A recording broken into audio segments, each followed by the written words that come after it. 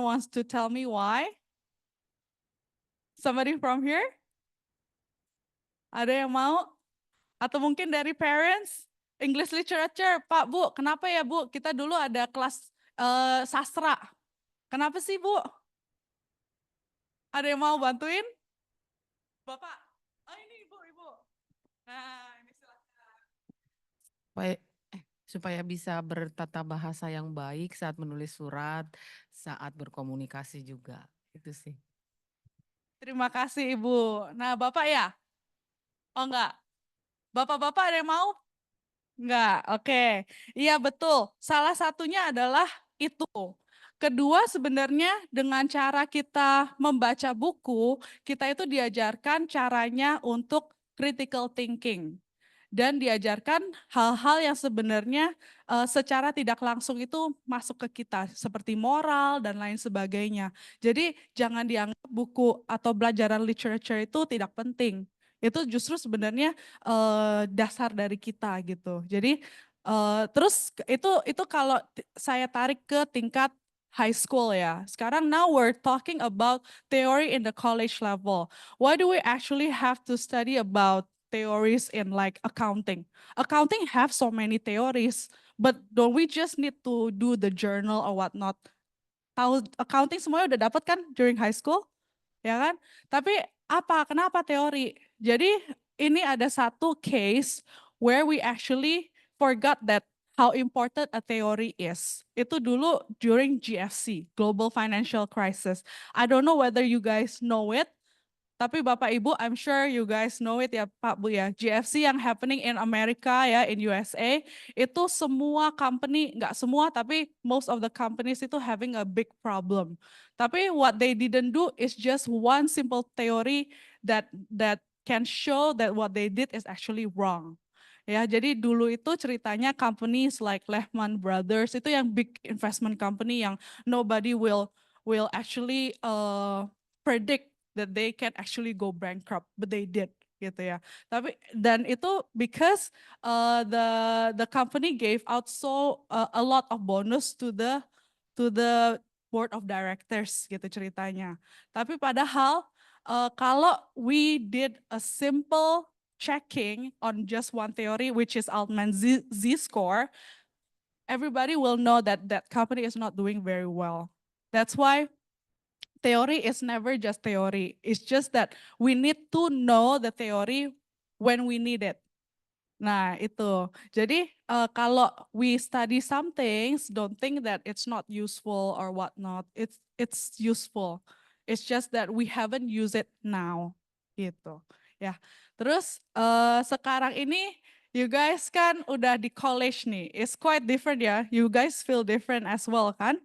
Nah, itu jangan lupa, kalau young adults itu you are bound to make mistakes and that's okay. Tapi make sure that the mistakes you did is within the boundaries of the law, gitu kan? Karena sekarang ini you guys are not really a child anymore, but already a young adult like I said, ya kan? Dan di sini nih ya, kenapa saya lebih condong ke sini karena lagi sharingnya sama anak-anak gitu ya Pak Bu ya. Jadi kalau di sini you guys can start to think about your future. We see a lot of students with each other, they make business. One of the example yang you guys might know itu Lucky Cat Supply. Do you guys know that? Yang jualan barang-barang.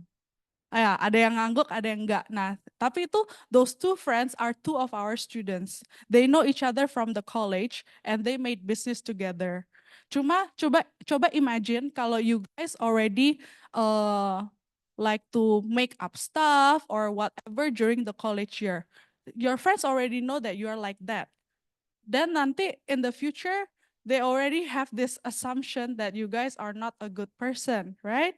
Jadi make sure that you guys don't do it ya. Jadi what we always believe is this child values nih. Child values itu what we think in our institution, we think that commitment, honesty, integrity, leadership, and dedication is what make you guys successful as a business person gitu. Ya, jadi your name right now in college is already very important. Kalau high school dulu we all make mistakes lah. Cuma sekarang kalau yang di college itu lebih apa ya? Lebih berasa gitu ibaratnya ya, it really matters gitu. Jadi nggak apa-apa, tapi maksudnya tetap explore yourself and try to grow yourself within that good child values-nya gitu ya. And then ada one story that I want to share to you guys about our student. Jadi dulu di high school, ini something that we proud of our students sih, and we see it a lot in our student. Jadi in high school, this one kid, he really doesn't really have a lot of friends. Jadi dia socially awkward memang. Jadi he told us that jadi one day it was actually his birthday, and it was his first time getting a birthday cake from his friends. Jadi pas kita dengar itu, we're quite happy with our kids ya, karena ternyata mereka udah grow in terms of mentality and their maturity-nya juga udah grow. Kalau dulu di high school, he said he really never got a birthday cake gitu. Sampaian kita tahu story ini karena dia itu pada saat pulang, dia itu kelupaan cake-nya. Sampai kita ditelepon lagi, Miss, dia ngomongnya sebenarnya sama Pak Mur. Pak Mur itu librarian kita, nanti mungkin Bapak Ibu pasti akan ketemu dia. Nah, dia itu telepon Pak Mur, dan Pak Mur kita juga care ya dengan student kita. Jadi Pak Mur itu hal ini menjadi topik discussion kita, sampai bilang, kuenya yang ini ketinggalan loh, dan ini kue birthday cake dia yang pertama, jadi tolongin deh siapa yang mau nganterin gitu. Ceritanya ini weekends. Ini Friday, terus besoknya Sabtu Minggu kan, jadi harus ada yang anterin. Ya udah, sama staff saya kebetulan dianterin juga gitu. Jadi dengan hal ini we see gitu loh, kayak a lot of things are changing in college. Juga ada story yang papa mamahnya itu juga bilang, ini mah anaknya average. Enggak loh Bu, Pak, trust them. They can surprise you here. Dulu misalnya PES-PES aja nih, di sini dia bisa tiba-tiba jadi distinction. Distinction tuh kayak nilainya B, dan B di kita itu lumayan tinggi juga ya, HD dan D. Jadi we see a lot of that, and you guys need to believe that you guys can do it gitu. It's really benar-benar sering sekali happening gitu ya. Sampai anak itu tadinya dulu di high school ibaratnya anak yang cuek ya, tapi waktu di sini kita jadiin dia student ambasadornya kita gitu. Jadi that kids are really thinking a lot that this is a college gitu Bu, Pak. Jadi different gitu ya. Nah, terus sekarang yang tadi kayak I already mentioned, we're living in a chat GPT era ya kan? Dimana everything is all, well, you type anything, they even can make a proposal for you, proposal for business proposal gitu. Everything can be done under 1 minute, ya kan? So what the differentiate us and the machine or the technology that's going on right now? Ini adalah all these things. Ya, you need to be able to do creative thinking, problem solving, leadership, teamwork, initiative, itu paling penting juga ya, dan critical thinking tadi yang I already mentioned. Nah, leadership itu kalian caranya, opportunity-nya where? Where can you guys improve your leadership skills, problem solving skills? The most obvious one will be to join clubs at your age. If you guys have any businesses outside the campus, that's good. Then you'll have that opportunity as well. Tapi if your parents are still allowing you to be a normal college students, then what can you do? You join the clubs and enjoy your moment gitu ya. Karena kan kita ada seasons of life ya kan. Your seasons of life sekarang ini memang ya studying gitu ya kan. Jadi let's embrace it gitu ya. Nah, terus have you guys ever heard about 8 seconds rule? Tadi udah kebuka tuh, tapi moga-moga nggak lihat. Have you guys known 8 seconds rule? Nah, ini yang I really really wish I knew when I got in college atau university, tapi nobody really say it blatantly to my face gitu. Nah, now I do it for you guys. 8 seconds rule itu a term in HR companies. Ada yang HR companies nggak ya Bapak Ibu? Jadi orang HR companies itu only, ini kita ngomongin tentang fresh graduate. hiring ya. Kalau misalnya kita udah experience and whatnot, terus nanti di hiringnya level managerial atau director, they will see your experience ya kan. Tapi what will they see if you're a fresh graduate? You haven't got any experience. The only thing is your university ya kan. So what do you think they will take a look? Yeah, Recommendations? that's one. Ada others? Ada other things? Yes, recommendation is one. The other thing will be your GPA. GPA 3.0. And it's actually true ya. My friend itu the auntie is actually working at BCA. Padahal udah ada ibaratnya jalur dalam gitu ya. Tapi ya kalau GPA nggak 3, company kadang cut off-nya di situ. Ya, padahal dan my friend said Monash itu rankingnya 37 loh dan lain sebagainya. Sekarang rankingnya 37 ya di dunia ibu bapak. Nah, tapi it doesn't matter to them. Because why? Let me tell you why. Because they don't know you yet. So they don't want to bet that you will do a great job or not. We know, kalau me, I know you guys will do a good job because I will know you guys in the next future, right? Tapi kalau them, they're paying you for doing their job, for doing a job and whatnot. They don't want to mess with it gitu.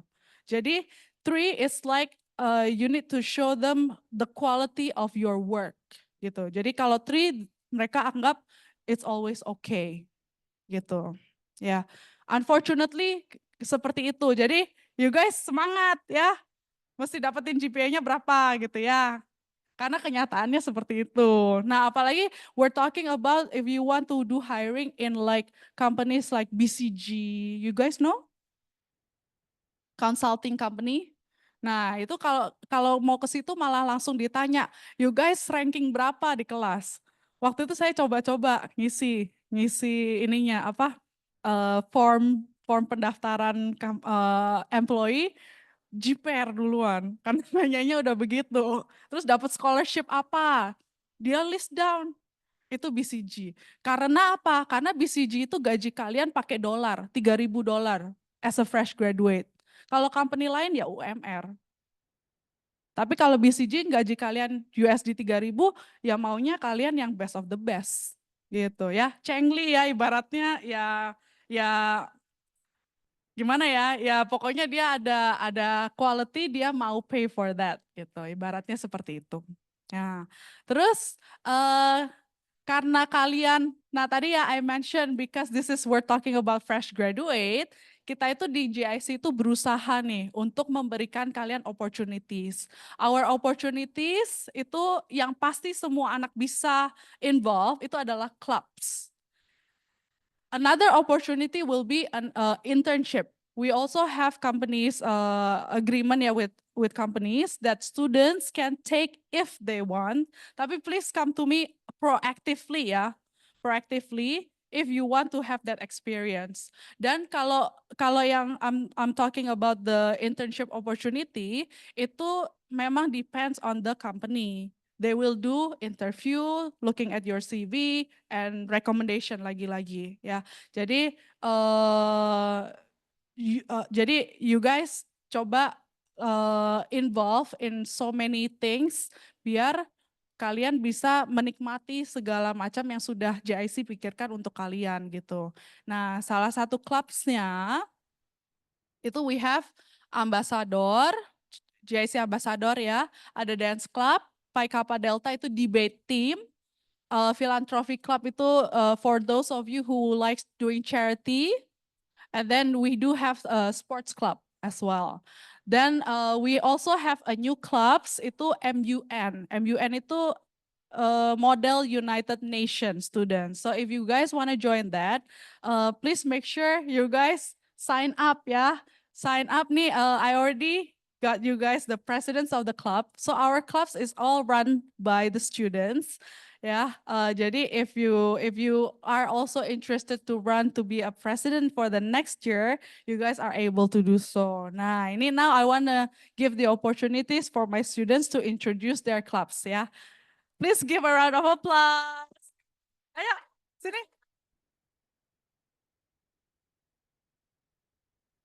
Nah, ini Deana. Deana ini president for the MUN Club. Ayo, yang sini semuanya maju dulu yuk. Nah, ini ada GIC Student Ambassador. Nah, GIC Student Ambassador itu produknya adalah GIC Prom, salah satunya. Nah, GIC Dance Club mana ya? Oh, kelas, lagi kelas. Oh, bentar lagi datang. Oke, yang Kappa Delta, Joyce ya? Joyce, ini presidennya. And then Philanthropy Club, Cinta, oh Cintaku, namanya Cintaku. Nah, terus ada yang GIC Sports Club, itu Jody. Nah, produknya of GIC Sports Club itu adalah GIC Cup, namanya Eternals. Nah, nanti he will also talk about that. Kalau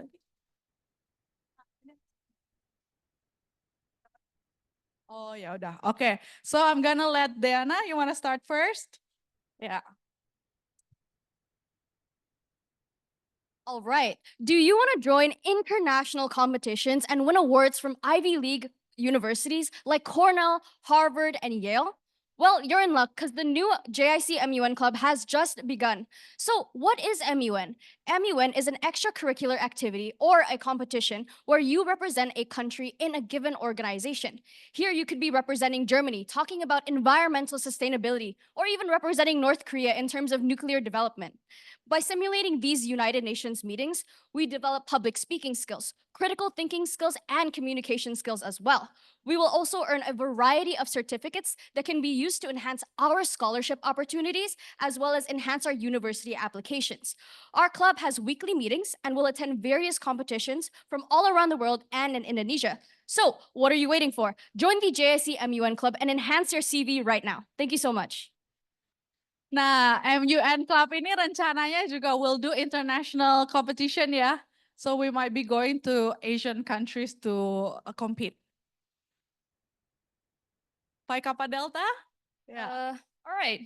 Hey guys, let me start by posing you all a rhetorical question here. What do all successful politicians do well? If you thought of anything remotely related to speaking, you'd be partially right. But what they're actually good at doing is lying. Hello, my name is Joyce Rio. I'm a representative of the debate club here in JIC.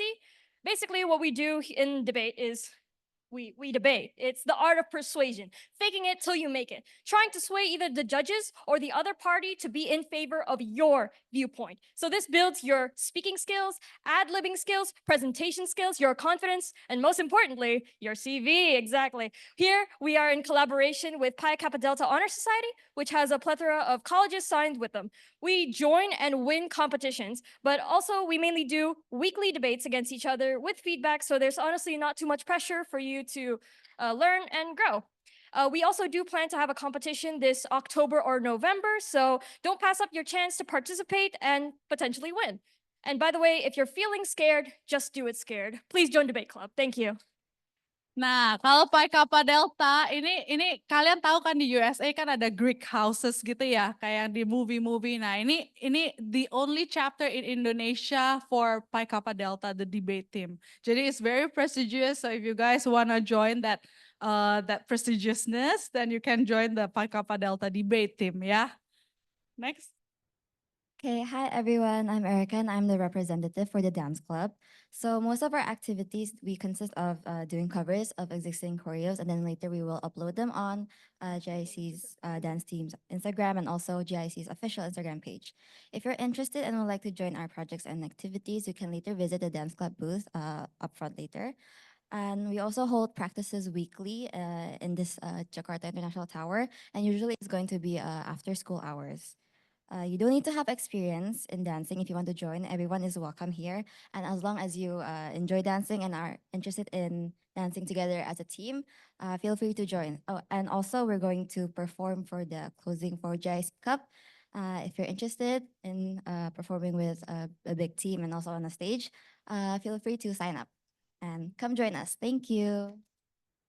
We have our own studio dance club. Tadi kalau yang ikut campus tour, maybe you guys notice is in the 7th floor, so you guys join her. Itu the dance studio is not only for the dance club, but it's actually kalau Bapak Ibu mungkin mau membuat community sendiri untuk yoga atau pilates, boleh let us know aja Bapak Ibu. Ya, anak-anak juga ya. Itu that room is for you guys to use and Bapak Ibu gitu. Yeah. Okay, so hi guys, my name is Audrey and I'm representing the Entrepreneur Club.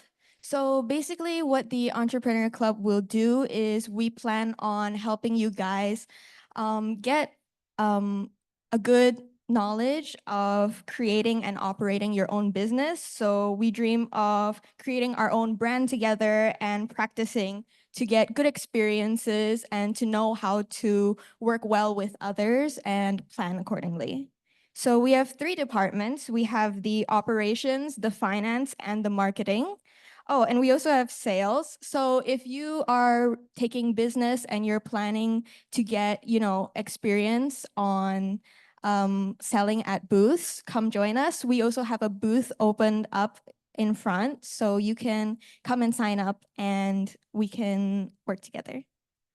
And additional to that entrepreneur club, the entrepreneur club, when they do have profits, they're gonna use that profit for the charity club, the philanthropy club, which is gonna be taught by Cintaku. Yes. Hello, everyone. My name is Chinta. I'm here as the head of Philanthropy Club. So in GIC, this philanthropy club is actually a new thing for us, and I am appointed as the head of it. Basically, how philanthropy works is we organize activities such as fundraising events, volunteering opportunities such as going to orphanage and help them, and we do charities drives to actually help them, those who is in need. So we got our budget or our funds are from the business club, which is already presented just now, and I hope you guys could join us with this new journey in GIC. Hi everyone, I'm Kea and I'm here as the prom committee president. So GIC will be having their prom this year in February of 2025, and we are especially in need of a graphic designer. But if you guys are able to do anything for the prom and are interested in joining the committee, you guys are very welcome to. We have a booth outside, and we're also doing fundraising to get our budget for it. And a perk of being a committee is that you actually will not be able, you won't have to pay to join the prom. So yeah, that's a good thing. Yeah, thank you. Hello everyone, my name is Thomas. I'm the head of GIC Sports Club, and the head of GIC Cup will be upcoming on October. And GIC Sports Club consists of basketball, badminton, ping pong, and soccer. For all of you who are interested in joining the sports club, please visit our booth outside the Forbes here. And for the GIC Cup, we are needing some committees for all of you who are interested for joining to make our event bigger and better. Please let me know. Thank you. I think we also have a ladies basketball team that wants to form, yeah, this year. So if you guys want to join the basketball team for the girls, yeah, you can join. Make sure you sign up with Jody, yeah. Jody will be available today in the booth area, is it? Yeah. Thank you guys and girls. Nanti Bapak Ibu dan anak-anak kalau misalnya you guys wanna have extra questions for the clubs, you guys can find them just outside of this door. Yeah, it's very easy. You can ask them about anything. Yeah. So those kind of clubs is very good for your CV. Karena our CV is just a blank piece of paper. You'll only have where do you graduate and what's your score, and that's it. Because hiring doesn't really take a look at your high school achievements. Jadi if in high school level you already quite active, then that's good. then you can just went through again with it during the college level. But if you haven't done so during the high school years, being active, then you can do it right now in the college level. Ya, jadi no worries. Nah, sekarang this is actually my personal experience ya. When I leave GIC and then transferring to Australia, it was actually the biggest point is actually in GIC. It's already they already create the ecosystem for all of us because you already have your friends and you have your curriculum. Because can you imagine going abroad without your parents? Your parents might be with you, but maybe maximum berapa Bu? 3 minggu kali ya, or some maybe only 1 week ya. Tapi it's very comforting to know that you already have your friends with you.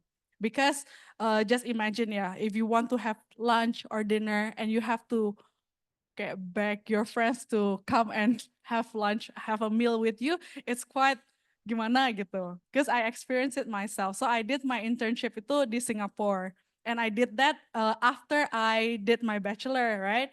But the experience is so much different. It's very comforting to have that friends gitu. Nah, terus also friends is in here, you can already get to know them, right?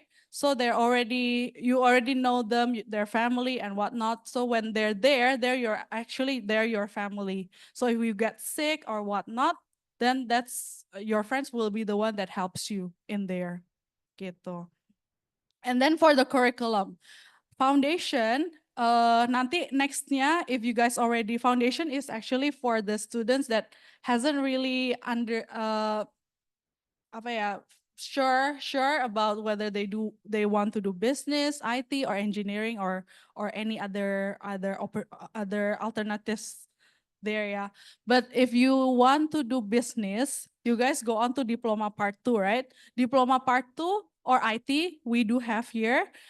It's actually also another comforting things because the difference between university and diploma level is the hours that we get to spend with our teachers.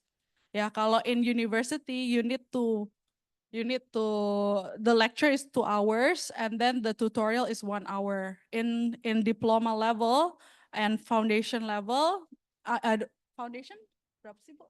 Tutorial is also 3 hours, yeah. Yeah, so the tutorial is always 3 hours. So what does it mean? You have more chance to talk with your teachers, yeah. So when I was there, I took diploma, right? And I went there. I was actually also need a little bit of adaptation again because what it means with just 1 hour of tutorial, you actually need to prepare at home. Whilst here, you kind of like still have a holding hand from your lecturer gitu. Jadi, and in our diploma level, you got introduction to all of the core subjects that you need when you move on to the second year. So it's makes your basic for that subject will be stronger for you later on. Yeah. So I think that's it from me. I hope my sharing will be beneficial for all of you during your years over here and the years later on. Thank you. Thank you so much, Miss Kiandra. Okay, have you guys got any other question about the clubs maybe? While Miss Kiandra is still here? If not, then we're gonna go to the next session, which is our welcoming remarks by our own academic director, Miss Siska. Siska, are you ready? Okay, you guys are gonna meet Miss Siska a lot actually in this campus. So if you happen to run into her, please say hi, give a big smile, and then say hi, Miss Siska. Okay, anyway, give a big round of applause for Miss Siska, please.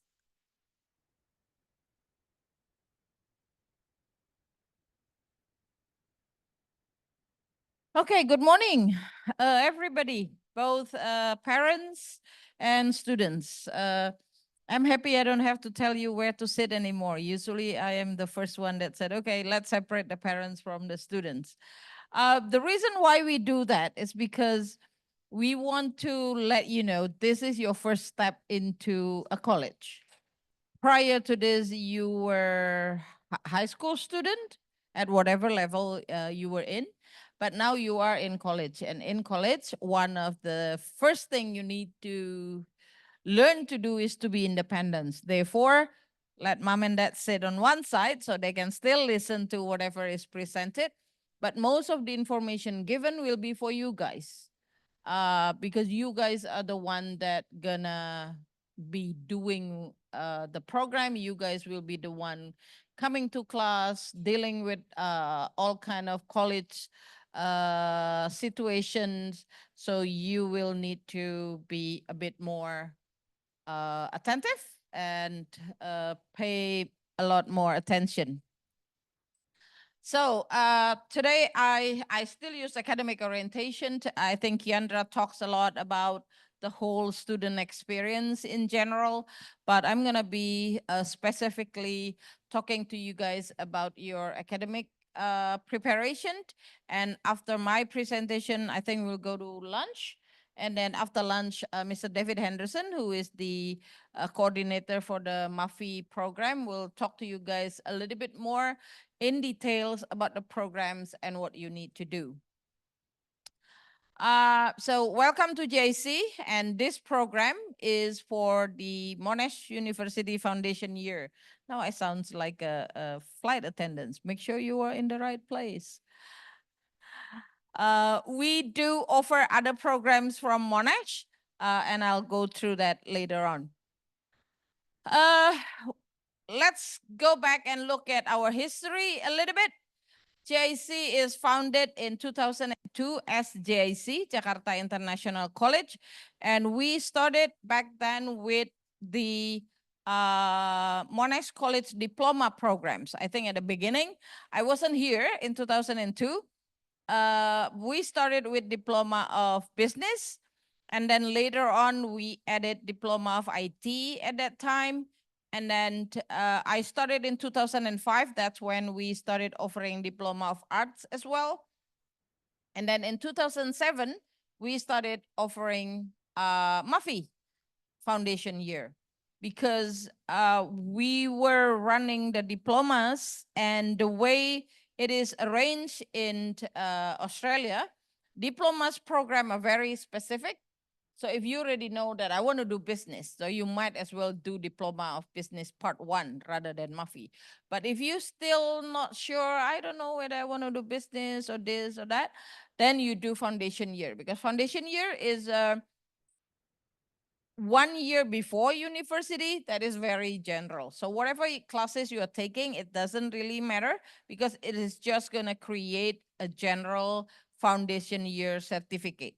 And with a foundation year certificate, you could go to any degrees that you want to.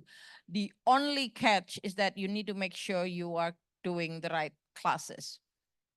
So I tend to kind of go other places, but let's stick with this. And then in 2007, when we started working with Monash in 2002, we were working under informal school at that time, informal education, sorry, not informal education. And then in 2002, Monash turned around and said, well, we need to work with another higher education, not with an informal education center or college. So in 2007, we become a STIE, Sekolah Tinggi Ilmu Ekonomi. We get the license from another institution, and we established STIE JIC in 2007.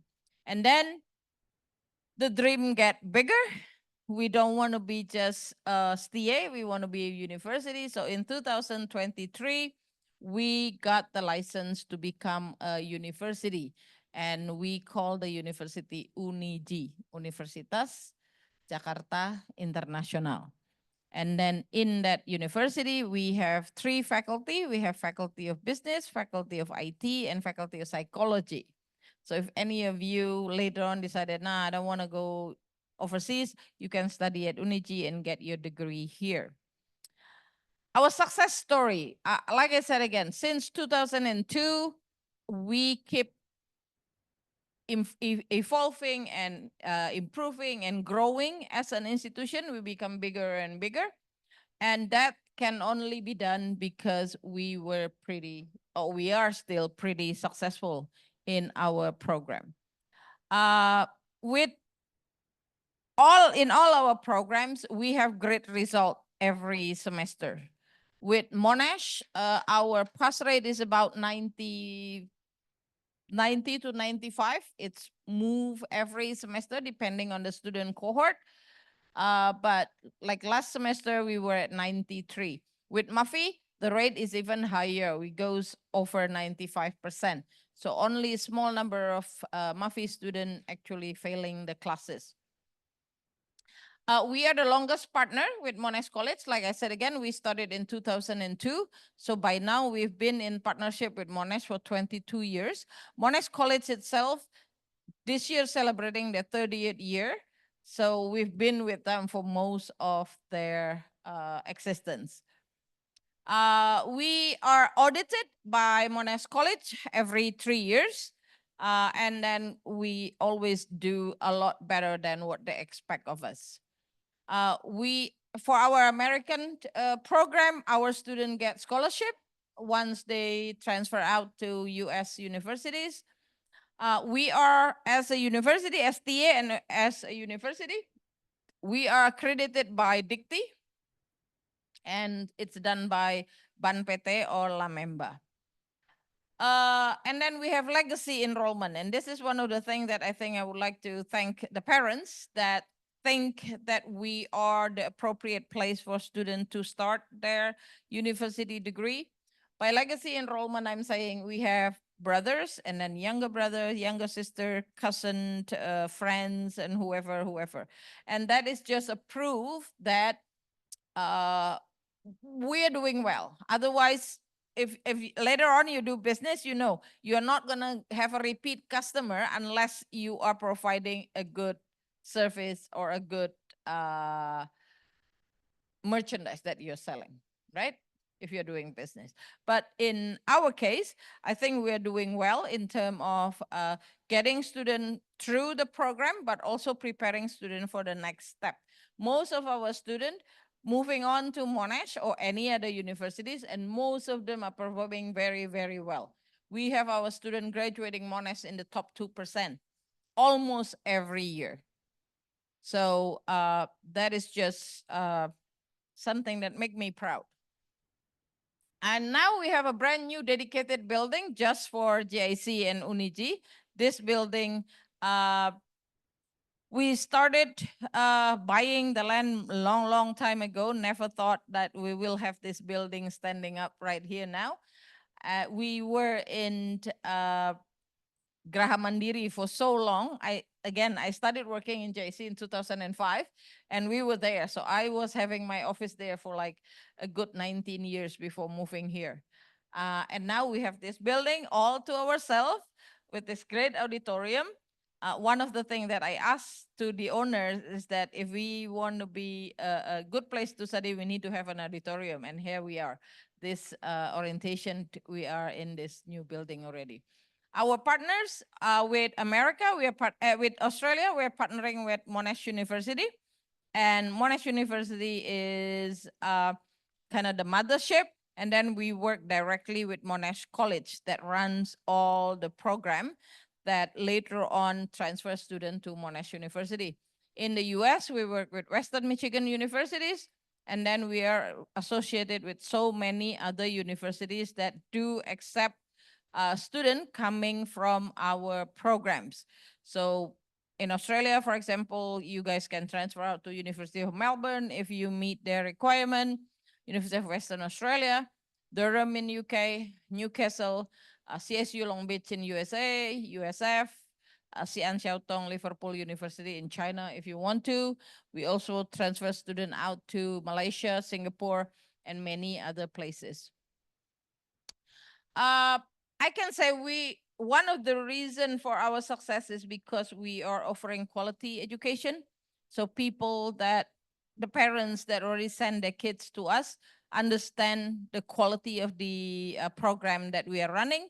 And students also share kind of the same, I guess, the same positive vibes to their friends, so that their friends or family or whatever will come to us.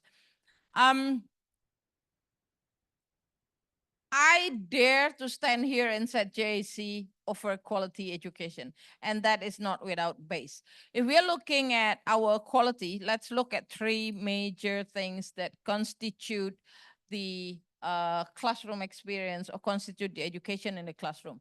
That is the curriculum, what you are taught, how you are taught, what kind of assessment you will have,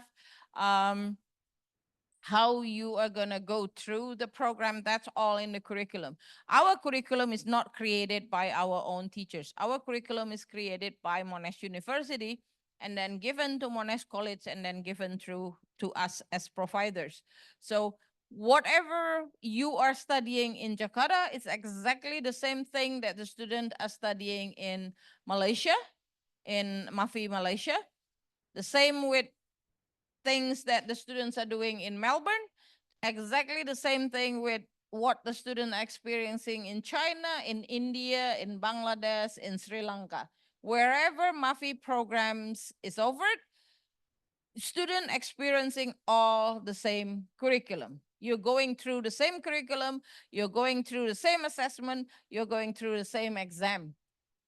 There's a good and a bad thing in that. A good thing is the quality is maintained. The bad thing is if you have a friend who is in Melbourne and they're doing the exam a couple of hours before we do, some students do manage to find a way of getting the question sent to them.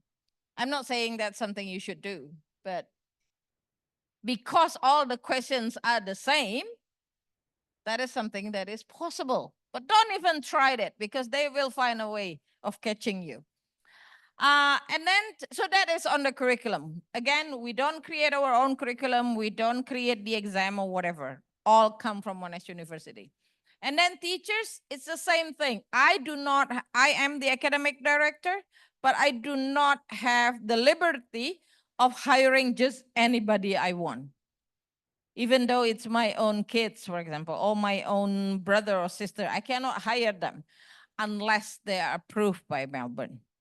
So any of the teachers that we want to hire, we do the interview here, and then we get the teachers to do demo teaching or whatever, and then we'll have to send the resume to Melbourne. Melbourne will take a look at it, and if they feel there is a need for an interview, we will have to set up an interview with the teachers, and then they'll send us approval. So anybody that are teaching here, they're just as good as anybody who's teaching in Melbourne. So any of our teachers, if they want to go to Melbourne and teach there, they'll be always welcome. We just had one of the teacher who taught business law, and he has a daughter who went to Monash, so he want to relocate back to Melbourne. And he went to Melbourne and he's now teaching in Monash College in Melbourne. So it's exactly, because it's exactly the same environment, academic wise. So that's on the teachers. And then student, we do not take anybody who wants to come to us. Our acceptance rates is about 45, 50% out of all the application that come to us. So we rejected more students than we accept. Simply because, again, the curriculum come from Monash. We need to make sure that the student that we accept will be able to pass the program, will be able to handle the classes, will be able to handle the assessment. Therefore, we pick and choose the student that we can accept. First of all, you need to meet the academic requirement. I'm sure you all gone through that, where our admission staff will ask for your high school document, high school result.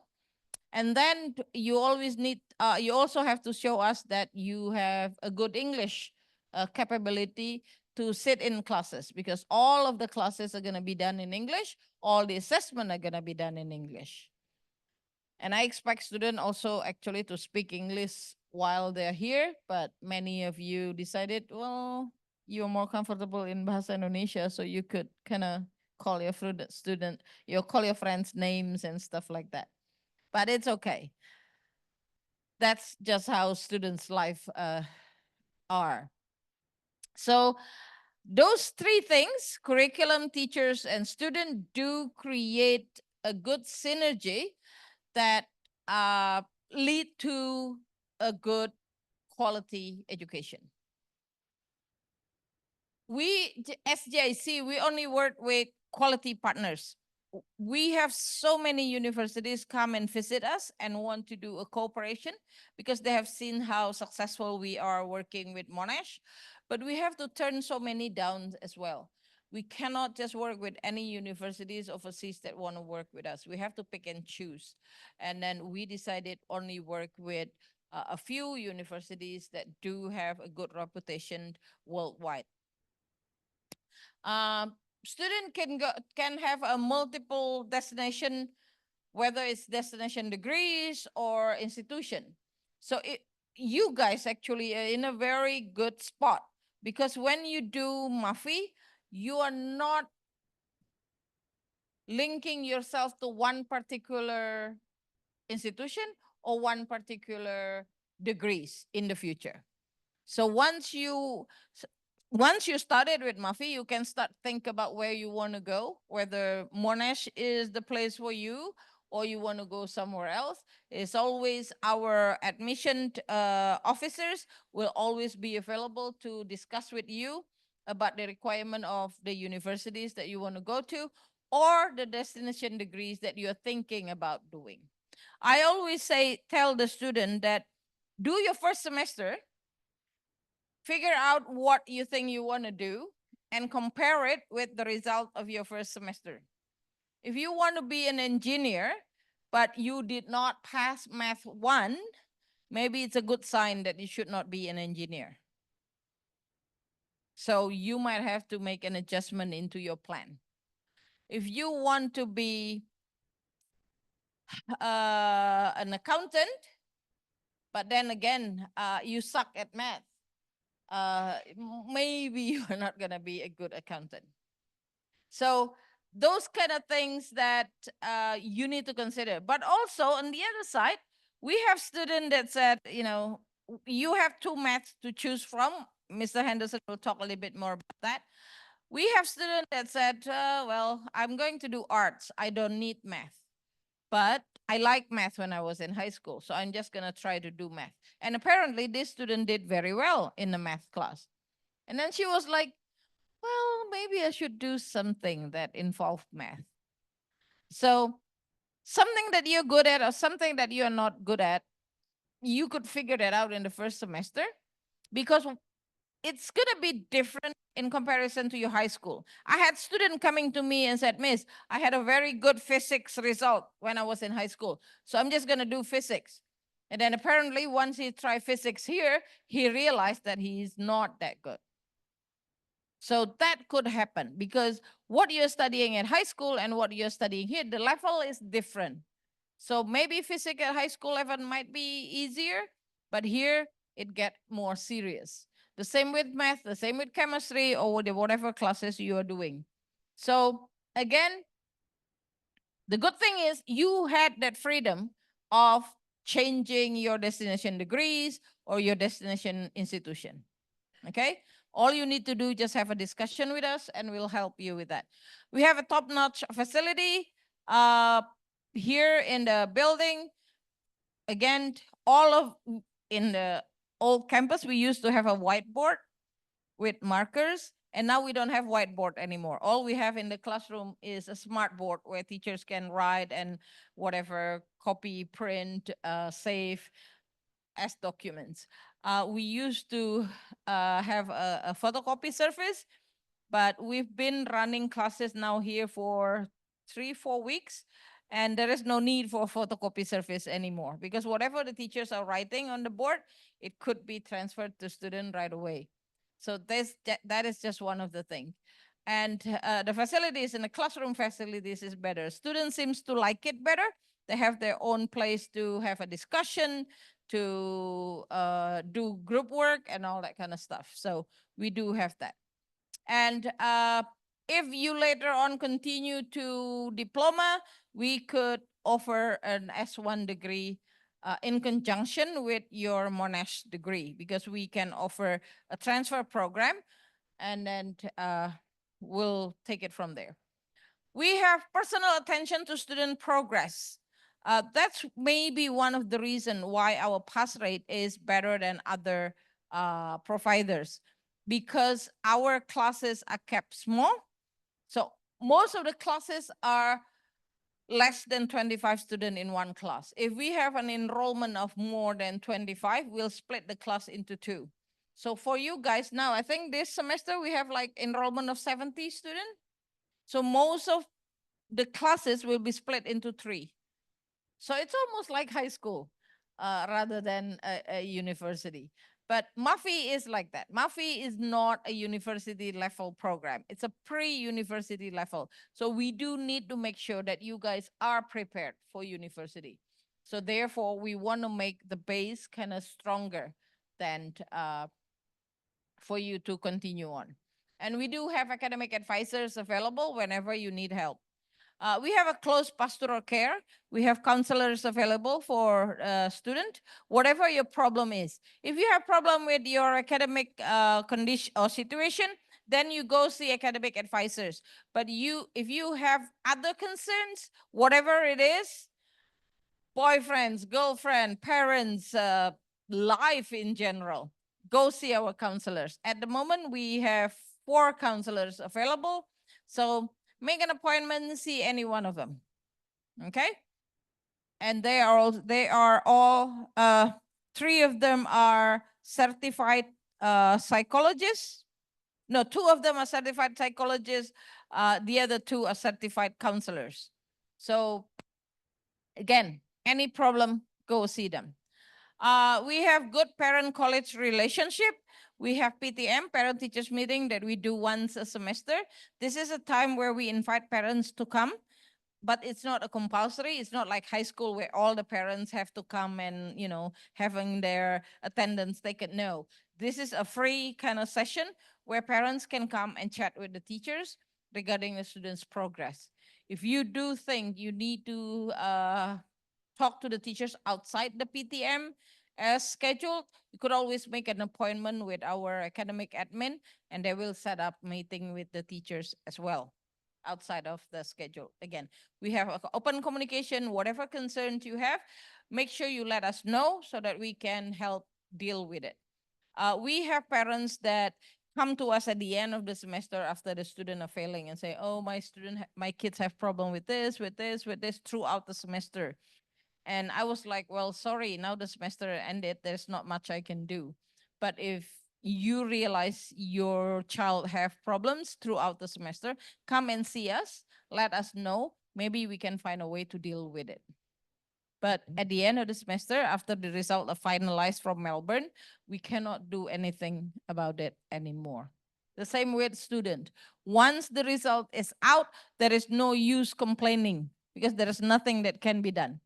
But if you do have problem throughout the semester, make sure you come to see us anytime. I might look fierce, I might look galak, but dog that barks don't usually bite. I'm not saying I'm a dog, but that's the saying people are using. We have transfer service available on campus. Today, the place where you have your documents scanned, that is our international office for the parents as well. If you need consultation about the transfer process or what the university need or whatever, you could go into that office, the international office, okay? This is just a few places and a few universities where our students have transferred to, but I think this list is just keep growing and growing. And I've listed all the universities. There might not be enough space on that map. So let's deal with the academic stuff. We use a student-centered approach. What does it mean? It's going to be different than what you are experiencing in high school. What usually done in high school is that the teachers are the one source of information and of everything. The teachers is the one that kind of have all the powers in the classroom. And in JC, that is not the case. It's more a student-centered. This is again preparing you for what life is going to be in university. In university, you're not going to have a professor asking you or checking with you whether you have done your homework, whether you have started your assignment or whatever. There is no such thing like that. Everything you do has to come from you as a student. So the teachers will give you the unit outline at the beginning of the program. They will tell you what is expected of you, when you need to submit your work, what kind of work is expected, what is the perimeter for your works. They will tell you all that. The rest is on you. Okay? And that's what student-centered is about. We are creating independent learner. You need to be independent when you're studying, regardless of what the teachers are doing.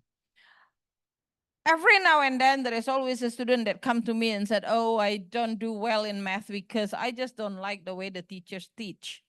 You cannot change the teacher. You cannot change the way the teachers teach, but you can change how you handle the class. Okay? Do not hesitate to ask the teachers.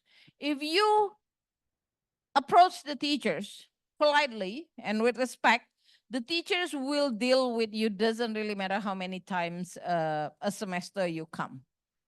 I have a student that said, oh, I'm not very good at calculus. I said, go and see the teachers every day after class if you have to. And the teachers will just have to deal with you. Again, polite and with respect. And the teachers will treat you in the same way. We have academic support available. Like I said again, if you need, if you're too shy to ask question in class, just approach the teacher outside of class. Ask the question.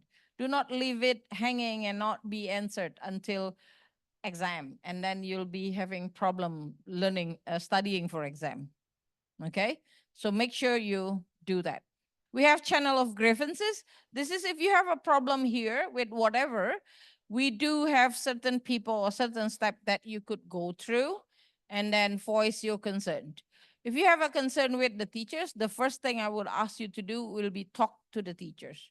If you think the teachers talk too fast, if you think the teachers talk too slow, if you think the teachers are not following the unit outline, just have a chat. All of our teachers has been with us for a long time. We don't really have that many new teachers every semester.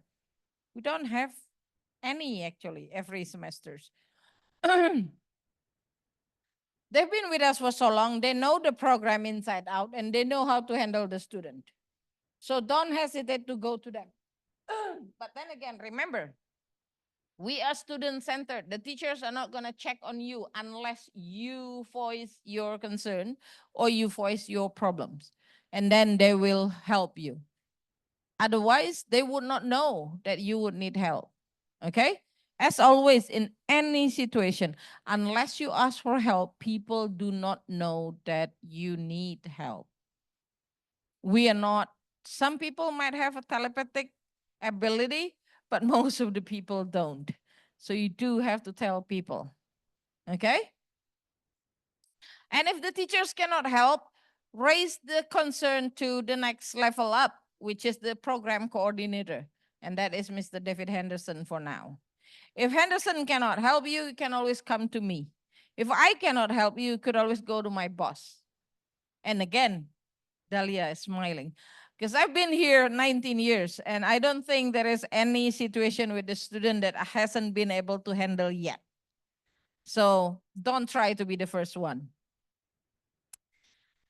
So that is the channel that we have. So you need to know for sure that your voice is going to be heard, whatever the concern is. It could be little things like, Miss, I think the toilet smells. Things like that bothers you, because we all operate differently, right? As a person, we all operating differently in our life. So if there's anything that annoys you, that bother you, that gonna be affecting your study, let us know. Any problem you have, just don't come to me asking for money. That I cannot help. But anything else I can. If you have problem with money, I would point to those people there on that side. But anything else regarding your academics, come and see me. Seek and you shall find. This is again another concern that I have about this Gen Z or whatever generation you guys are in. That you guys are so used to have things pointed for you that you don't even bother to see. You don't even bother to seek. You don't bother to find because everything is available for you. Now, there are times when you do need to go out and find out about something. And your study throughout your university, that is the thing that you need to do. There is something that is called research. Research. So even if you already search, one is not enough. You have to do research. So you need to look at it deeper. And then again, if you need help, let us know. But you'll never know unless you try. Expectation for a student. We expect student to have self-discipline.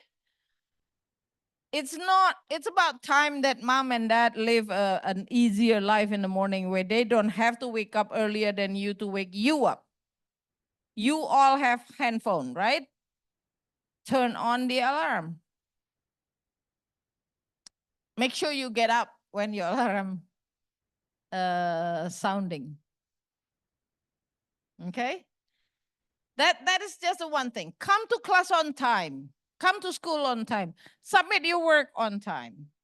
Be disciplined in your study. Whenever you need to whenever you need to do a homework, do it and submit it the next day. Whenever you need to do an assessment, do it. Come on time for exam. Come on time for class or for anything else. So that is what self-discipline is about. We expect students to show proper conduct as student. Of course, we understand you're young and you guys like to, kind of like have a free time, having fun with friends. Yes, but still remember, you are a student. Okay? There is limit to the fun that you can have. We have students that have so much fun that they break the glass door. And when that happened, I mean, you are in trouble because you are damaging communal property. But again, things like that should not happen if you just, act like a student. What else is a proper conduct as a student? You've been student since, you were like, 5 years old. So you know how to behave as student. What do you think that is?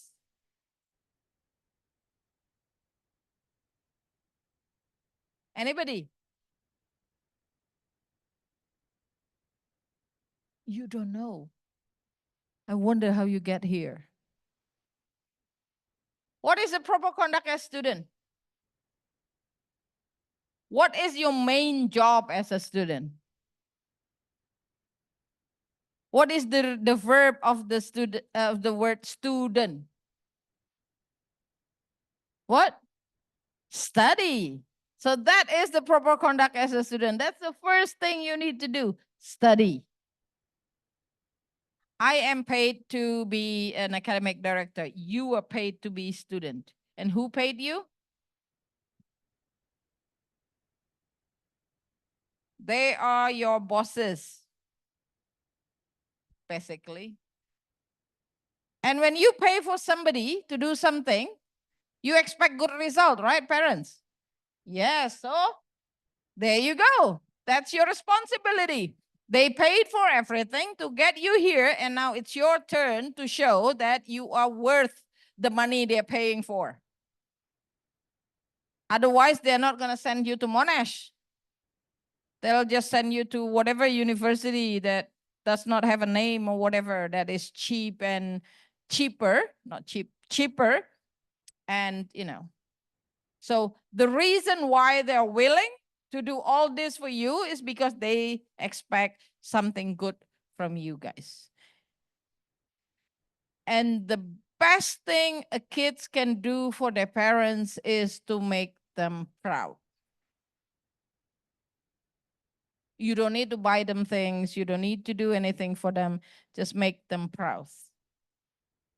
I have 2 sons, and I know how it is. We don't expect much from our kids, even though my kids are 2 already grown up, already working. Even though they want to buy me something, I feel like, nah, mama masih kerja, nggak usah.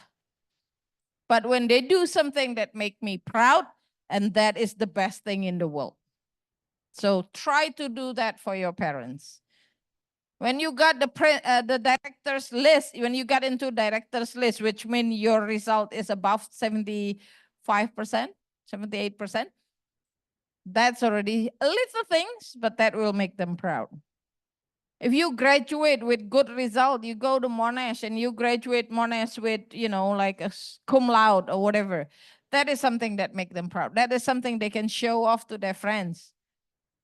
That's a lot better than all those photos in the Instagram about them traveling. The photos of their kids graduating is worth a lot more. I'm speaking from my experience. I'm sorry if it doesn't reflect whatever you guys are thinking about, but for me, that's important. And I think that represents many parents. Okay? So remember, the first conduct you have to do as a student is to study properly. That's the proper conduct. Adherence to AI. AI here is not artificial intelligence, but what? Academic integrity. This AI and the other AI actually are the 2 things that should not be together. Because in academic integrity, we are expecting you to limit the use of the other AI, which is artificial intelligence. The reason you are studying is to improve your intelligence as a human. So why let a computer take over? There will be time in the future where computer will take over our life. But I think we need to make sure that it is not now, it's not today.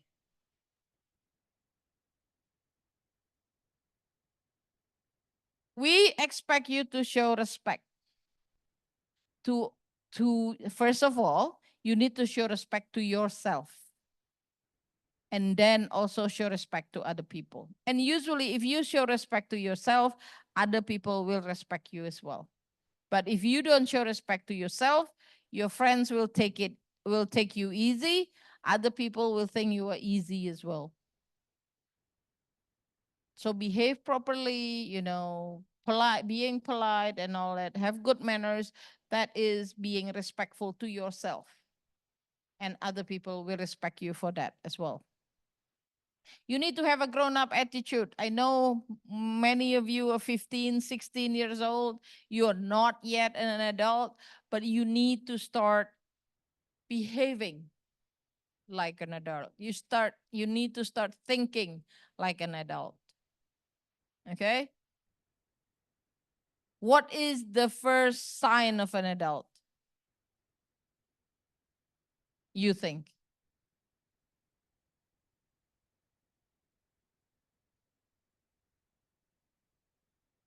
Showing responsibility. If this is a classroom and I'm teaching you, most of you are going to fail my class. Because nobody participated in this discussion. So one of the grown-up attitude is showing responsibility. Showing that you are responsible for your action. So when you fail the class, don't blame your parents, don't blame the teachers, don't blame JIC, don't blame anybody else but yourself. Because if you are one of the 5 students that fail in a class of 70, I don't think it's the teacher's fault. I don't think it's the school's fault. Because all the 65 students do pass. And maybe many of them pass with a higher grade. But if you fail, That might be because you're not working hard enough, maybe because you're not doing the right thing, like asking question or asking for help or stuff like that. Okay?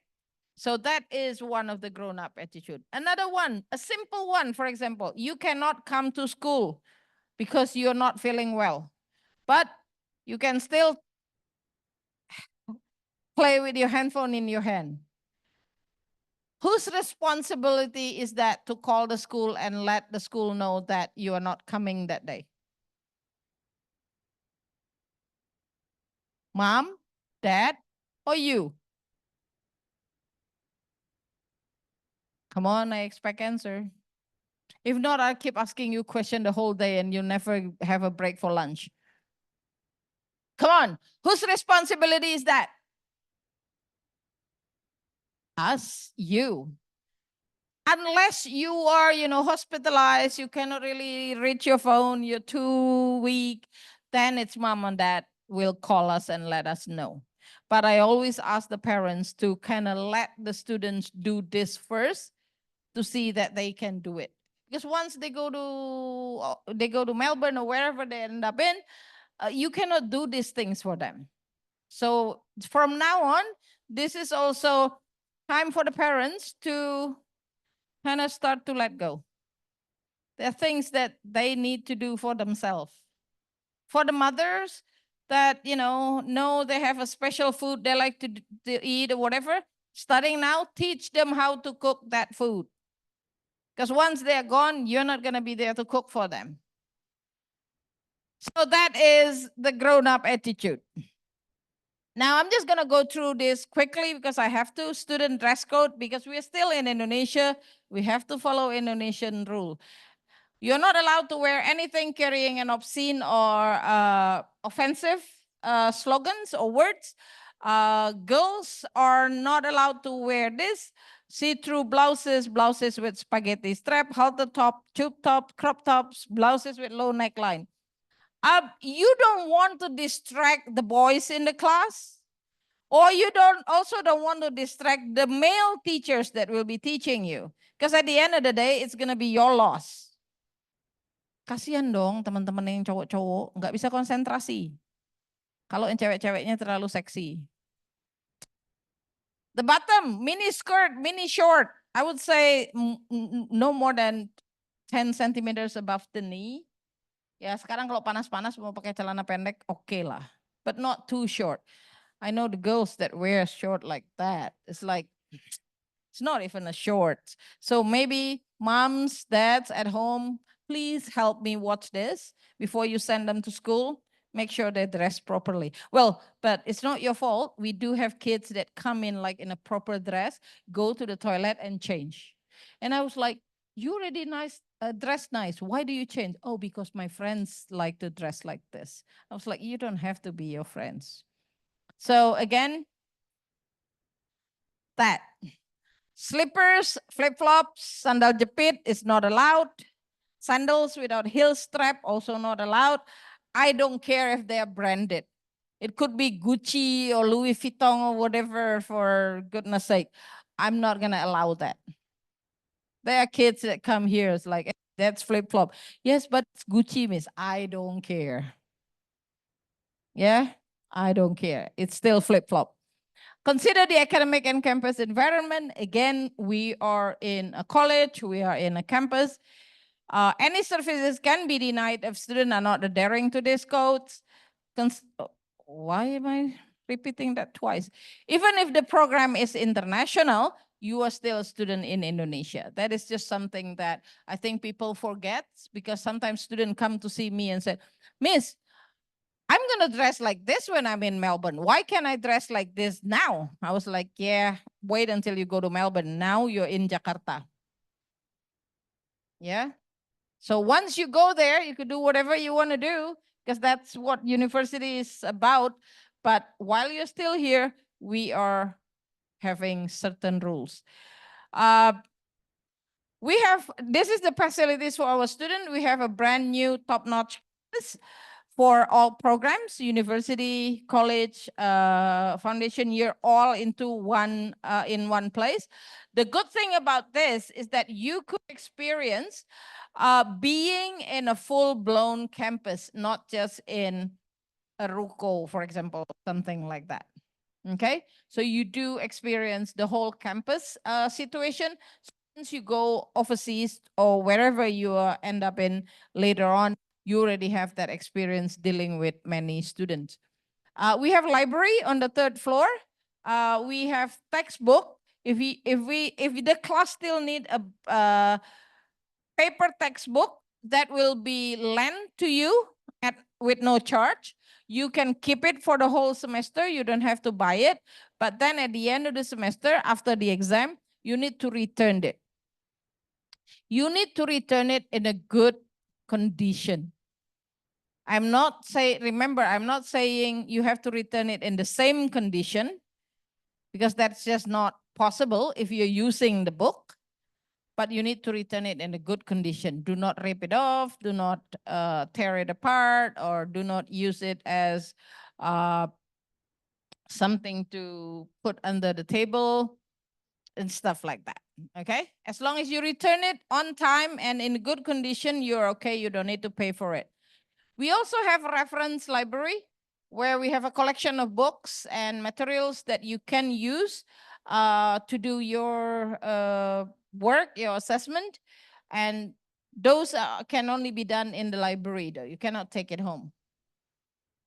And we have lending library where we have a collection of books that you can borrow for 2 weeks at a time and then return it when you are done. The textbook that I was talking about, that doesn't include the ebook. If the class require an ebook that we do not have copies of, you might have to buy them. Okay, because ebook is usually attached to one person. It cannot be used by other people. So we cannot buy those books for you. You will have to buy it yourself.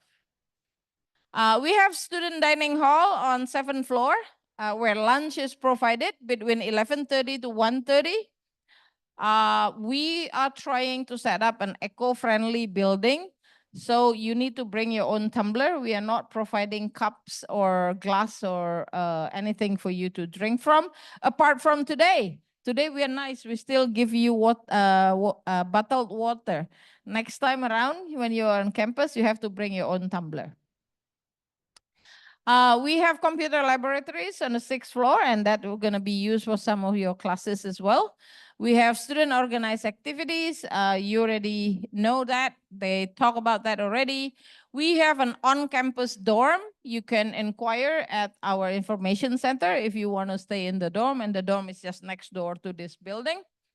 Our parking space in this building is limited, so we ask students not to bring your own car. But again, you are Mufy student. I don't think that many of you already have a driver's license. How many of you already have a driver's license? Raise your hand. Up high.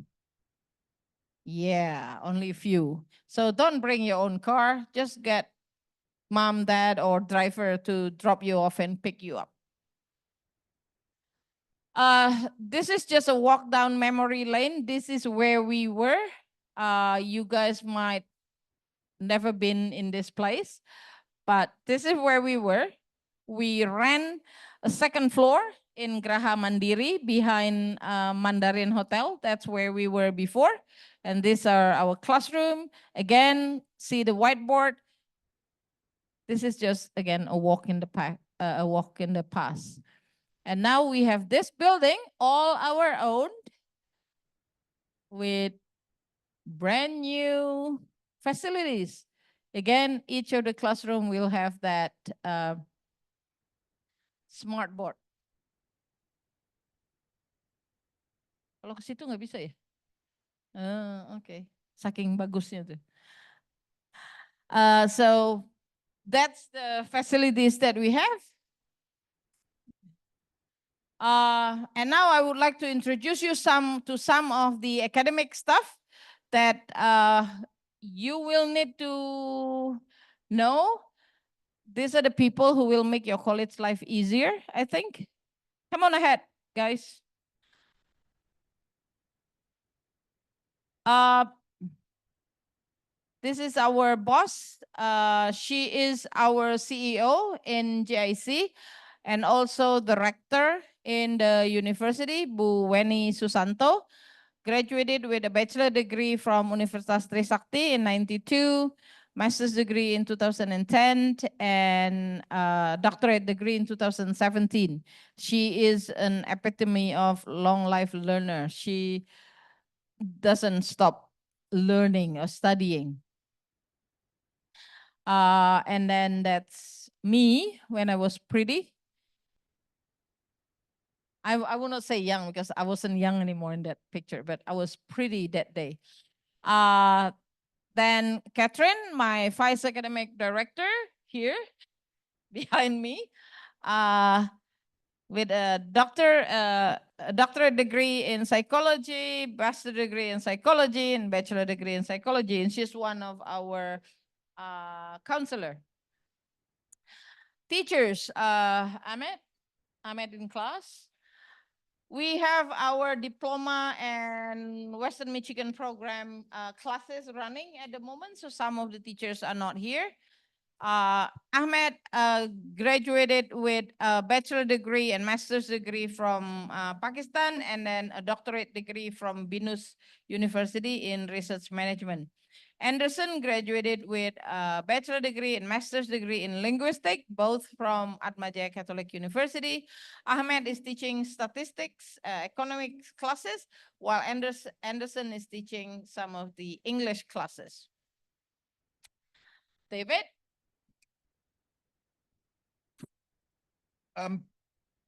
Good morning, ladies and gentlemen. Good morning, kids. How you feeling?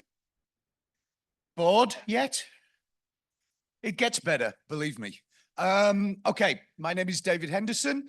I do not teach on the Mufy program. I am the program coordinator, which basically means I, excuse me, operate as a liaison between you, the teachers, and Monash University. So if you have issues that you feel you can't resolve between yourself and your lecturers, come and see me. And then I will support you. I will try and help sort out any problems that you have. Or if you're having problems with the university, I kind of sit in the middle. Now, the other thing I have to say is most of the time when students come and see me, it's because they're in trouble. So just keep that in mind. It's not always a good thing to come and see me, but hopefully I won't have to spend too much time with you guys giving you a hard time, and it'll all be positives. So welcome to the Monash University Foundation Year. Enjoy your time here. After lunch, I'll be giving you a session on exactly how you pass this course, because one of the big problems that you have is adapting from school life, which you are now out of, into college and university life. So I'm going to give you a little bit of a talk after lunch about hopefully to help you adapt and be able to be successful while you're here. So nice to see you all. I'll see you after lunch, and welcome to JIC.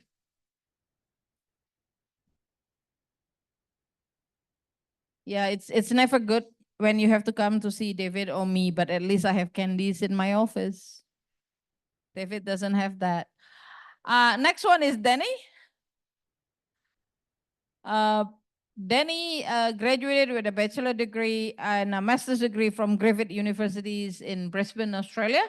And she also possesses a CELTA teaching certificate for English.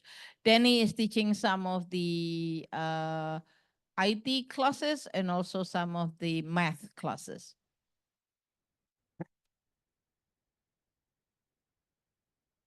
And then we have Eva. Eva has Bachelor of Science in Industrial Engineering from Wisconsin, USA. She was on a dean's list. And Eva teaching some of the, don't think Eva is teaching Mufy. Oh, Maths 1. Okay. She's teaching some of the difficult math classes. Fikri is here.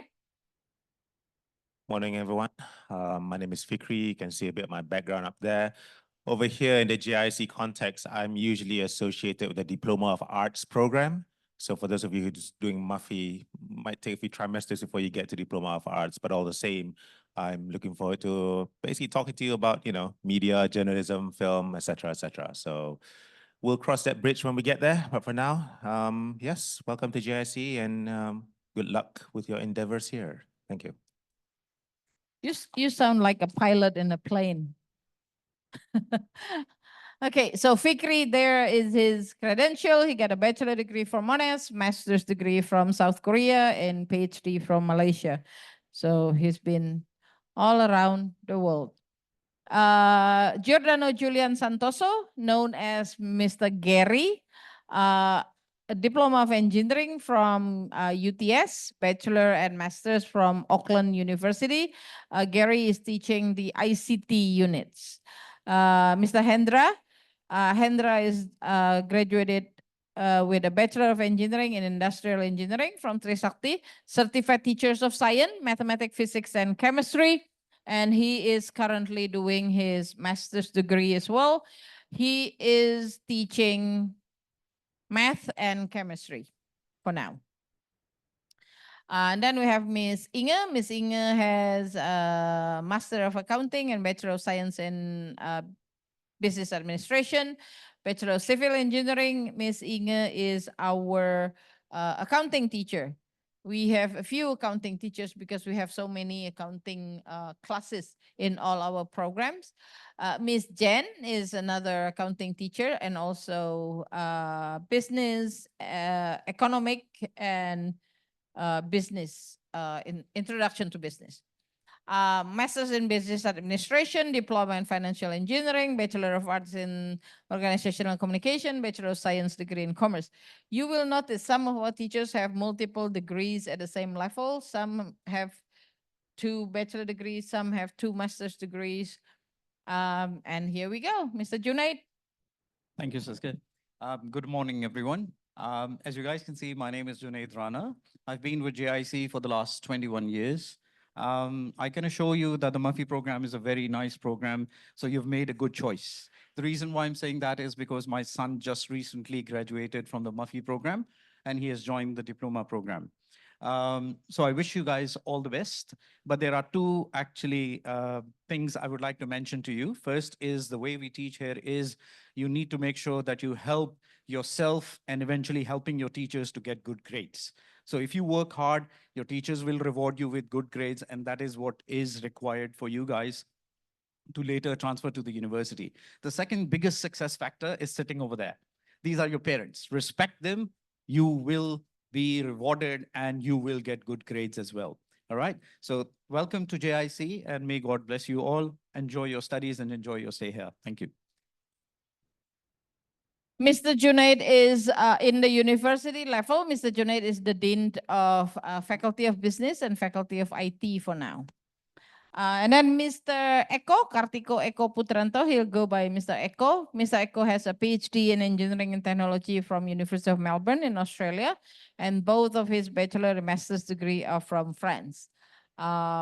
He is teaching physics, math, and also some of the IT classes. And then we have Ms. Liana. Ms. Liana have a bachelor, master's, and doctorate degree in accounting. She's also certified in quantitative research and sustainability reporting specialist. And she is teaching some of the accounting units. And then we have Ms. Oh, Liana is here. Sorry, Liana. It's okay. Hi guys, I'm Liana. I'm accounting teacher. So welcome to GIC. I'll see you in my class. Of course, accounting class. Thank you. Ms. Liana at the moment is also head of the accounting department in the university.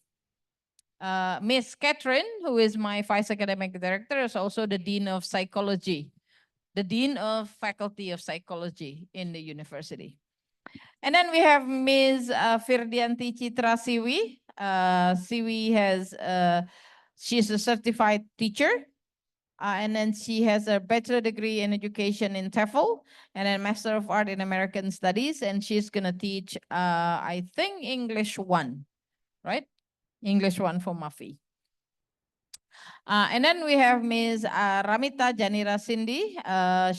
Mita has a degree in master's degree in management and bachelor degree in business administration. And she is teaching some of the economics and management classes in the diplomas. Probably she's not going to teach you guys this in the Mufy program. Ms. Rehana. Ms. Rehana is another one of our counselor. She has a master's degree in counseling, postgraduate diploma in business management, Bachelor of Art in Sociology, Psychology, and she's a certified NFT practitioner. She might not be teaching in Mufy as well this term, but again, if you need to have a discussion with somebody, she's one of the counselor. And then we have Mr. Ruben Garcia. Mr. Ruben have a master's. Ruben is not here, right? Master's MBA from Spain, BA from Spain, and several diplomas from UC Berkeley. Ms. Yesi Hidayat. Ms. Yesi has a Master of Art in TESOL and a Bachelor in International Marketing, and she was the recipient of UK Chevening Scholarship. She is teaching fundamental math for this semester. Hang on. I have somebody else I need to introduce here. We have Miss Amel. Miss Amalia is the newest addition to the teaching team. She has joined the university since last semester, but she's gonna teach the IT, one of the IT class this semester. Amel, you want to say something? Hello, everyone. My name is Amalia, and I'm graduated from Institut Teknologi Bandung. And for JIC, I will teach ICT. And for UNIG, I'm a lecturer of data science. Enjoy your day in UNIG, and thank you. Miss Amel's degree is in computational computing science. So if you are asking question for math, maybe you can go and see her as well. Okay. So she's teaching ICT, but she can help you in math. Double bam. And then this is just the contact. If you need to contact us, that's the phone number that's the email address where we can be reached. And then there is a phone number, the one that relate to you, maybe the second one, 628-811-811-215. And our office hours is from 7:30 to 5. So if you message that number after the office hours or before the office hours, it will still be replied, but it might take a while for them to reply after the office hours. Thank you. I don't have those. Where are Windows and everybody else? Are they out there, David? Winda and Opta? No? Okay. So will you get to know other people later on when you're doing the program. So this is just something, a wise word that I want to leave you with. You will regret someday if you don't do your best now, because time cannot be repeated. Time travelers, time machine is still something that people are talking about. It has not been realized yet in real life, maybe in the movies.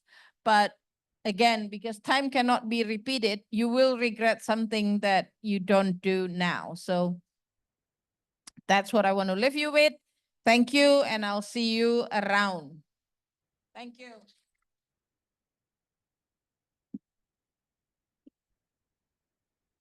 Okay, thank you very much, Mrs. Ka. Okay, thank you everyone, and thank you so much, Miss Siska, for the welcoming remarks. Everyone, we are gonna have lunch after this, which will be held at the 7th floor, which you guys already know, but please hang on while I ask for the staffs to come and escort you guys.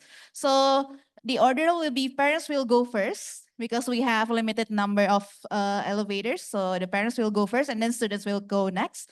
We will go back, we will gather together back in this room by 12:45. So parents and students, please come back to this room by 12:45.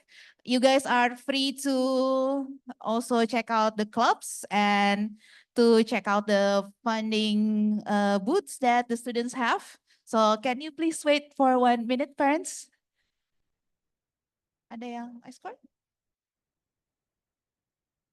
Minta Pak Heru sama Alvin antar ke lantai 7. Okay, just 1 minute.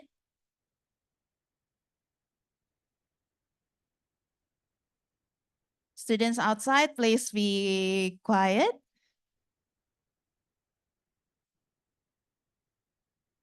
Okay, parents, please come down from the podium and you may go with Mr. Alvin here. Mr. Alvin is going to guide you to the 7th floor and also with Mr. Heru.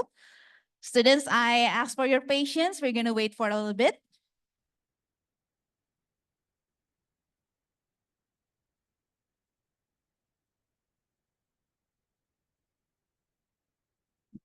Silakan, orang tua duluan. Udah pada lapar ya di sebelah sini ya? Udah pada lapar semuanya? Atau udah capek? Atau jangan-jangan ngantuk? Please know kalau kalian ketiduran tadi ke-record di gambar, di kamera. I mean, no worries. It's okay. Okay, we're gonna wait until the parents have finished going to the 7th floor.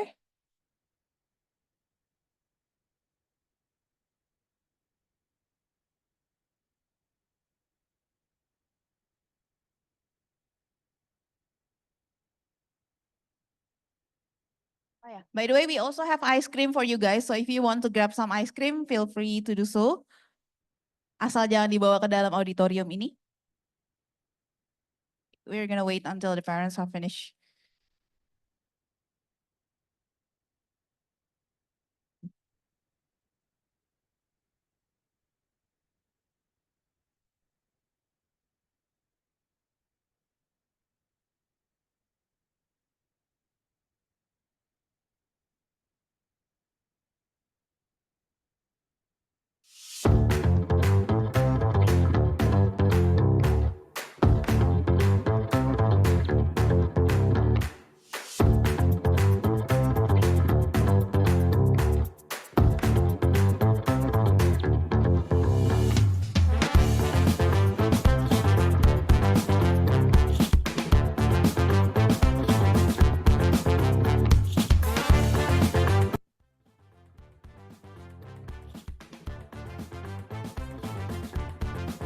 Please be patient ya guys. We're gonna wait for a bit.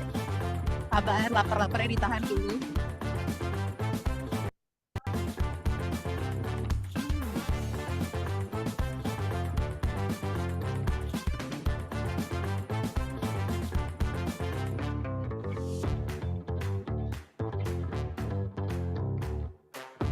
No ice cream di auditorium sih, oke.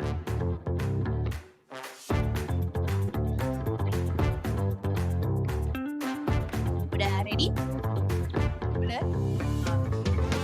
Sabar sedikit lagi ya. By the way, you guys have seen your seniors di depan. Itu kalau mau ajak ngobrol, feel free gitu loh kan. Ajak tanya-tanya juga nggak apa-apa. They're gonna be helping you guys in the student activities and other things. So if you want to learn from them also, bisa. Go ahead and make way, please.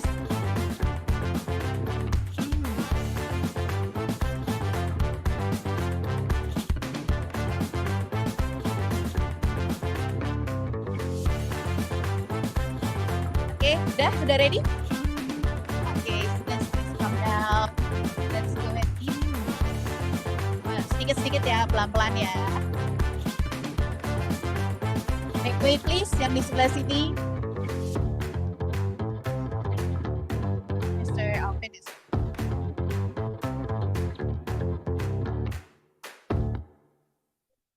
By the way, you can still join the clubs if you want to. Stop by if you have time. And see you at 12:45 ya everyone.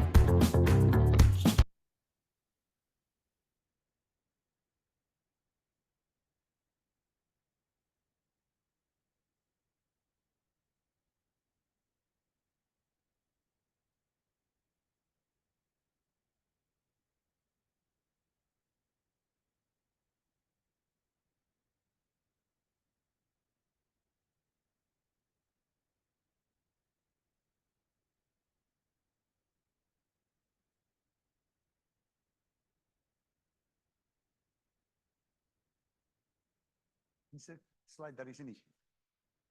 Sip. Ah, nggak apa-apa, begini aja. Oke.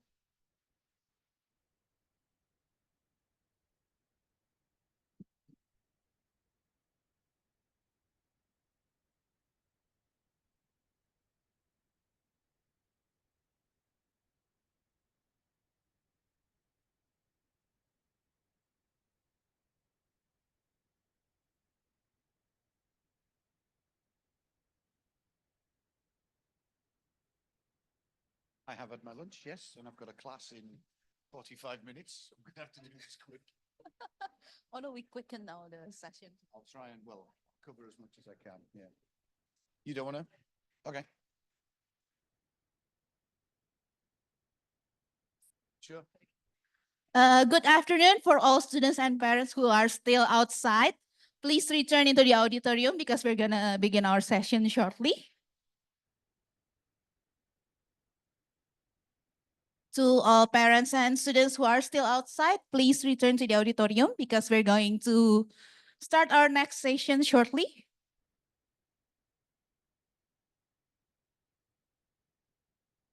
45 minutes. Kira-kira. Good luck. Best of luck. Okay, have every parents and students who are still outside return to the auditorium yet?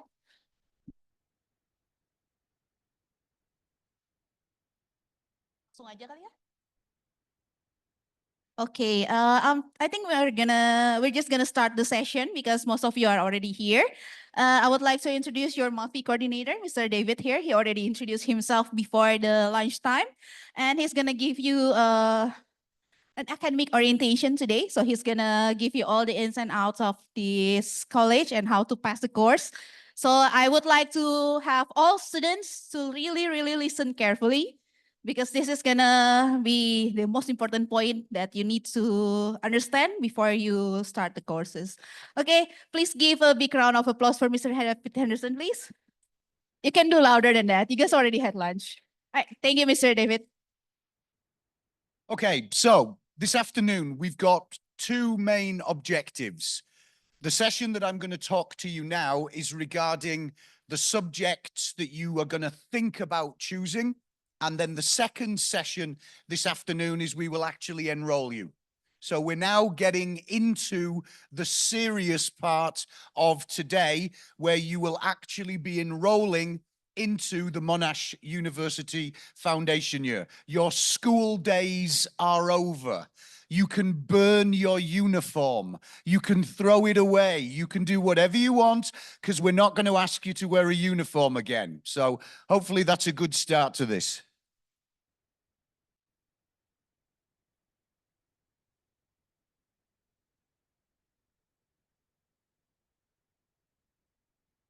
So just a quick, not introduction, but hopefully a reminder to you as to what actually the Monash University Foundation year is.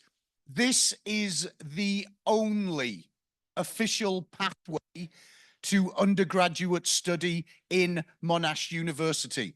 I know there are lots of foundation years, there are a lot of pathways that are available in Jakarta, but this is the only official one.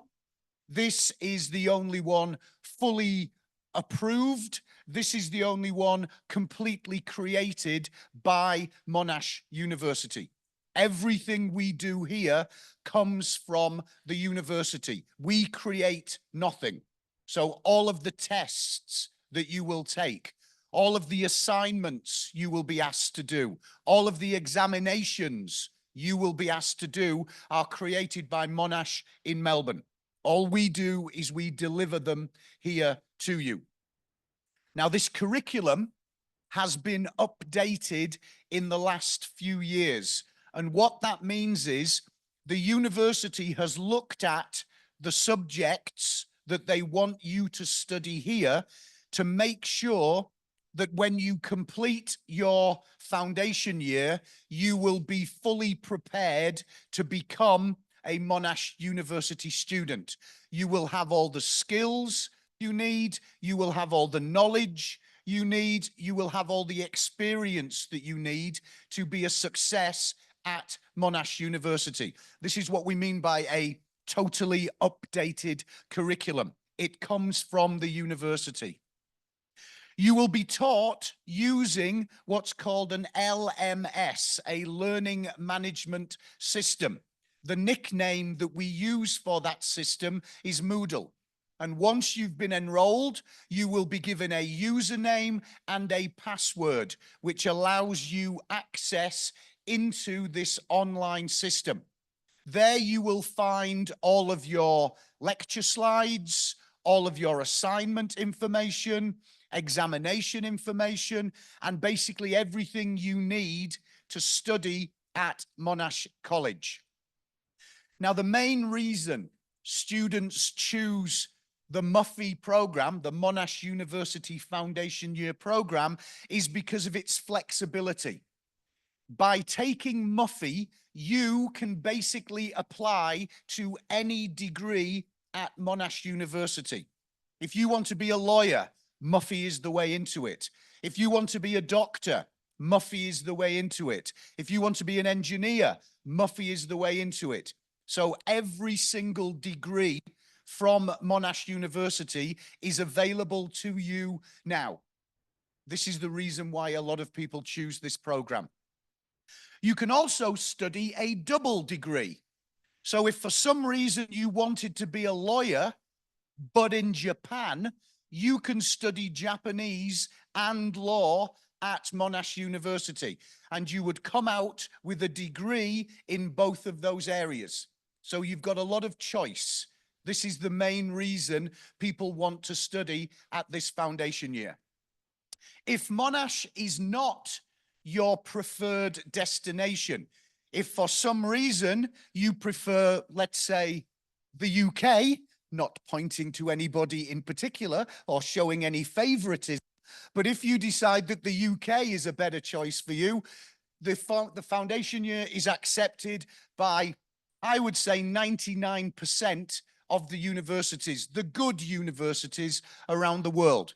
So if for some reason you think that Australia is too close to your parents and you want to be a bit further away, or maybe your parents think that Australia is too close and they want you further away from them, then you've got the choice of other universities as well. So it's not just a pathway into Monash.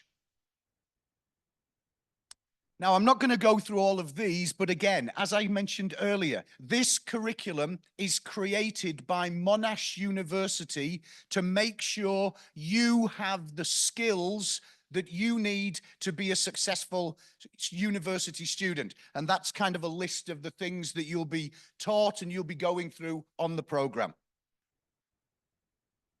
Now, we have certain regulations. I said earlier, you can burn your uniform. Yes, you can. But that doesn't mean that we don't have, we're completely open. There are a few rules that you need to think about while you are studying here. Each of the subjects that you take is equivalent to 5 hours study in the classroom. Most of you will sign up for 4 subjects in each semester. So you're looking at about 20 hours contact. When we say contact, what that means is 20 hours in a classroom with your lecturer or your tutor. On top of that, though, we expect you to do work and research and preparation at home.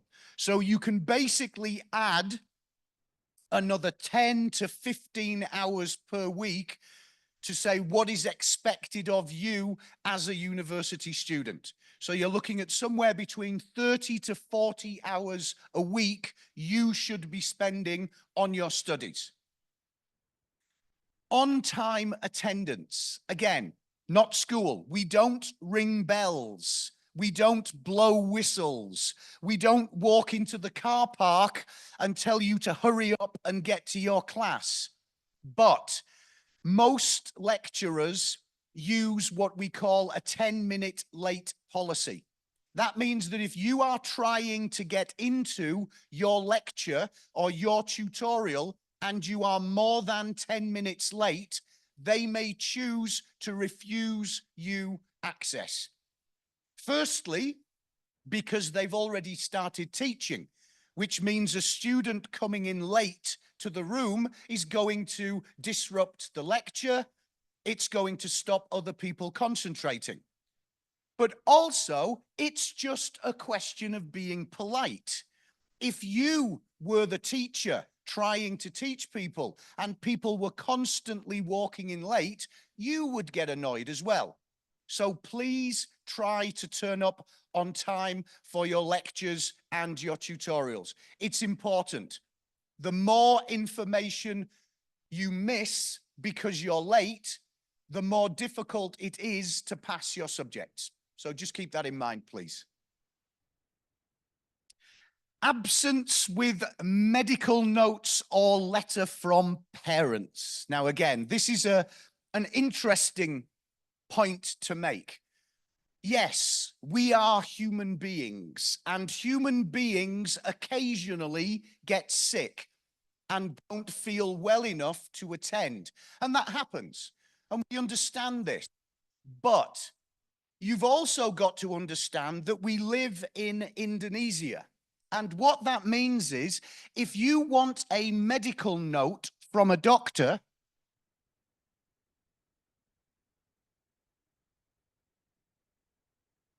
I've got 100. Oh, there you go. That's what a medical note looks like in Indonesia from a doctor. You go and see a doctor and give him one of these, and he will quite happily say you have Ebola, cancer, COVID, rabies, whatever you want. So we understand that it is very easy to get a doctor's note in Indonesia. You don't really have to be sick. That's not the point. The point is, if you are missing lectures, you are missing vital information that will help you pass your course. And at the end of the semester, if you don't get the results that you want because of absences, because you weren't in the classroom, you only have yourself to blame. So keep this in mind. Yes, we appreciate that sometimes you will be ill, but please don't use it or abuse the system. Other things that we mention, emergency reasons. Now, obviously, there are times when there will be family problems that you cannot avoid. Unfortunately, in life, one of the more common problems that we have is when an older relative passes away and you need to attend a funeral or a service. Again, we understand this, but what I'm please asking you to do is do not kill older members of your family just so you can avoid a class that you don't want to take, okay? Do not murder uncles, grandparents, or anybody older than you just for the sake of not coming to class. Also, keep in mind, you have 2 grandfathers and 2 grandmothers. So if you're using the excuse that you've lost a grandfather for the 3rd time, whose grandfather are you killing? You're now attacking other people's relatives, not your own. So again, we understand that there will sometimes be problems, but please, you've got to try and prioritize your studies now. This is where you want to be. This is your choice. This is your future. The more time you commit to this, the more successful you will be. So we do understand when there are sometimes reasons for absences, but please try and limit them and don't murder members of your family because of it. Just a lot of paperwork, really. Again, there are also occasions where your lecturer will be ill and cannot attend. And what we will do is we will try to keep you up to date as much as possible. You will all be on a WhatsApp group. And if there are changes to your schedule for whatever reason, we will try to inform you as quickly as possible so you don't make a wasted journey in here and then find out that your class has been postponed. Also, on national holidays, If your class falls on a national holiday, we will do a makeup class. So a lot of times in schools and colleges, if there is a class on a certain holiday, they just, okay, you've lost that. We don't do that. We make up classes that are missed because of national holidays, because of red days. So you may have changes in your schedule to help you make up with these classes that you've been missed.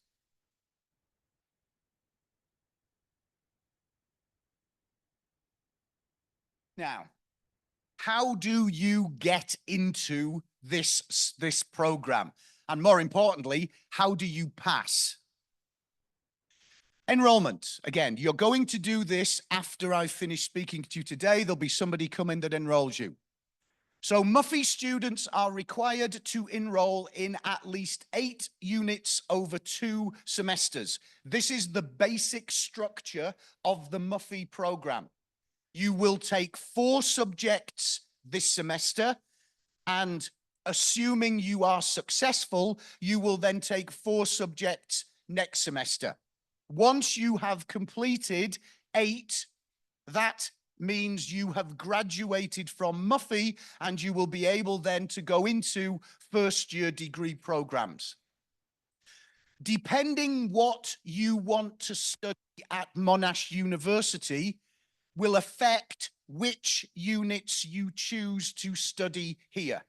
So if you are interested in science subjects, then obviously you should be looking at studying physics or chemistry here with us.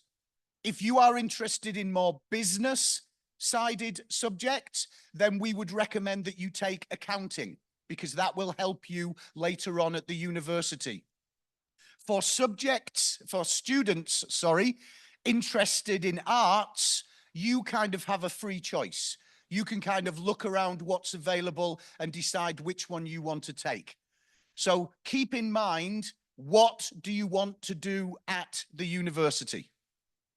Also, if you feel confident in yourself, if you feel confident in your ability, you can choose to take extra units. So instead of studying 4 units each semester, you can choose to study 5. Now, what this does is it gives you extra credit towards your qualification.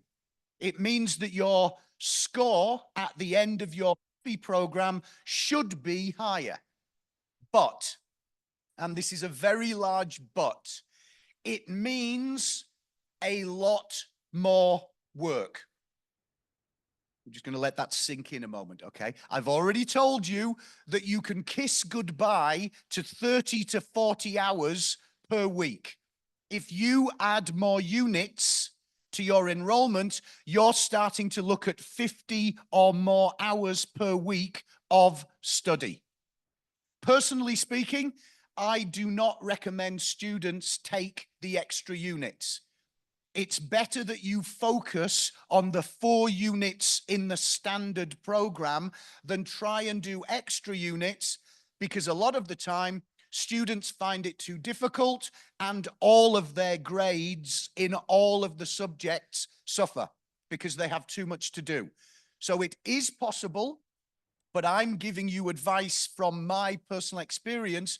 I would not recommend it. I would stick to the basic 4 subjects in the first semester, 4 subjects in the second semester.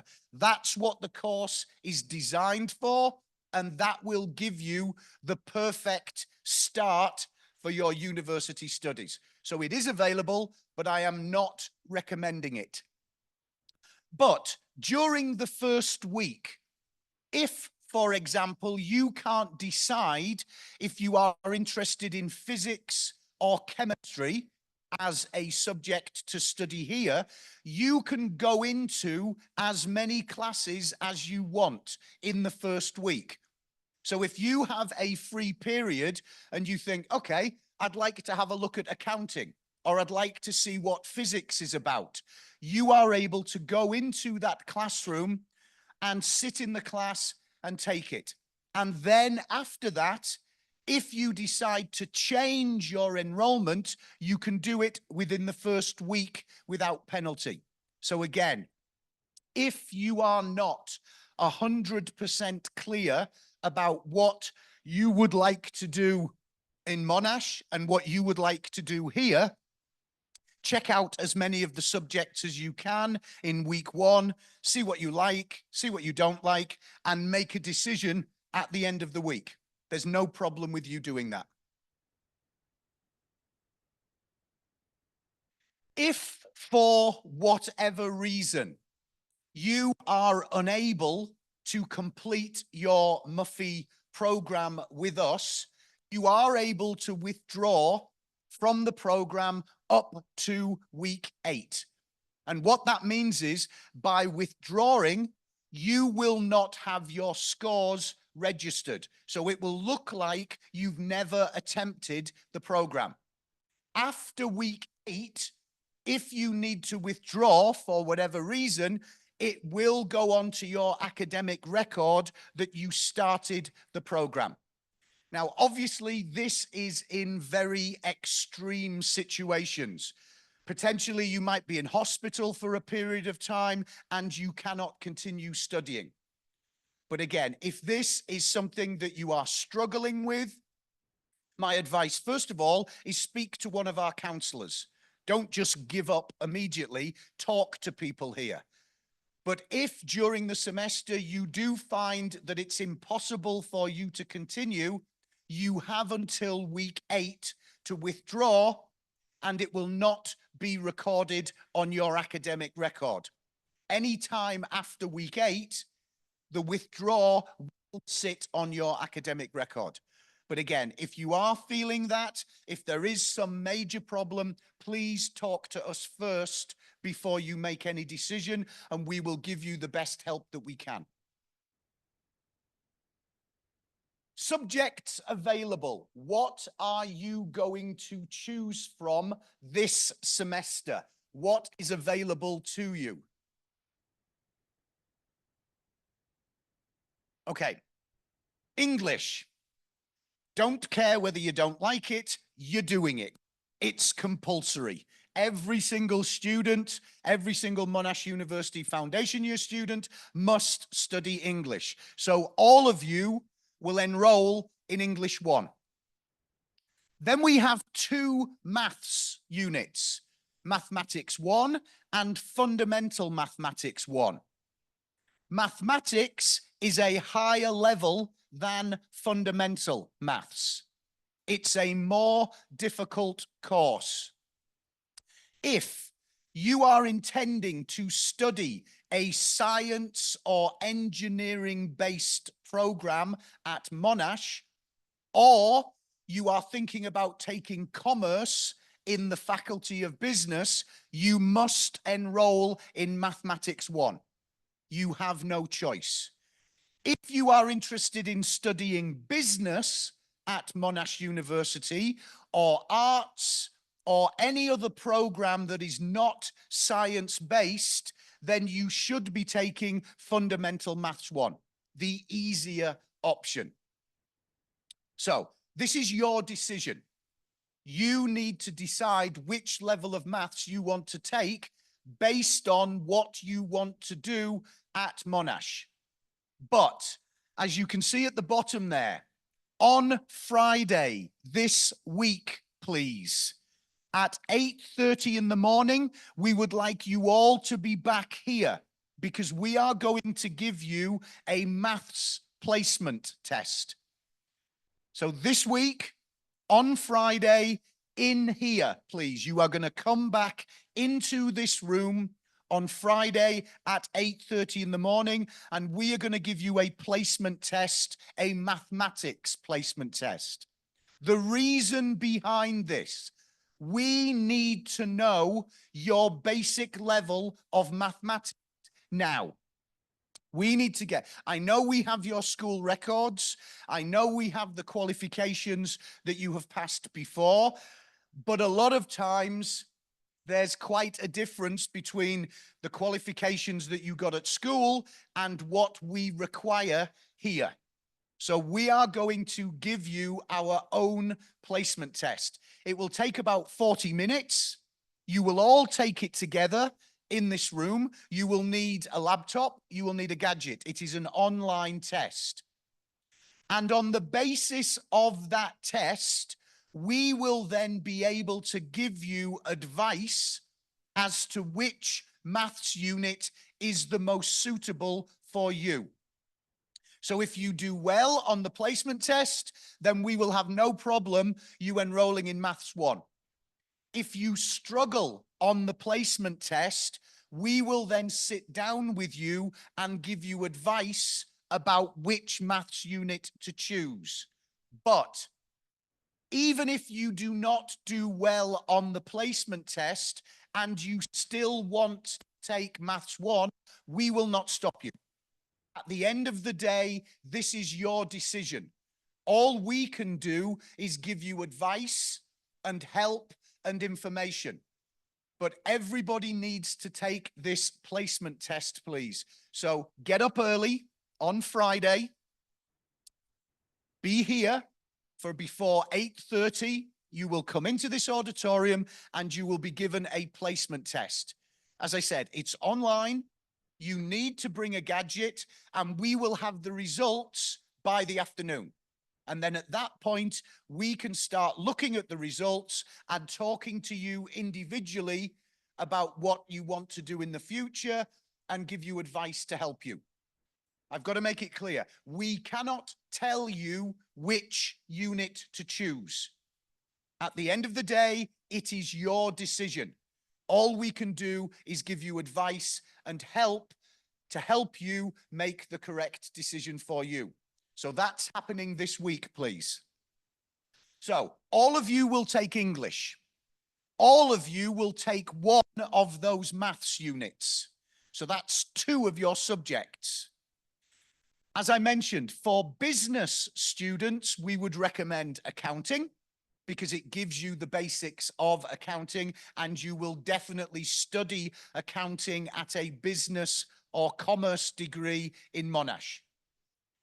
If you are thinking about a science-based subject, then we would recommend either chemistry or physics for that.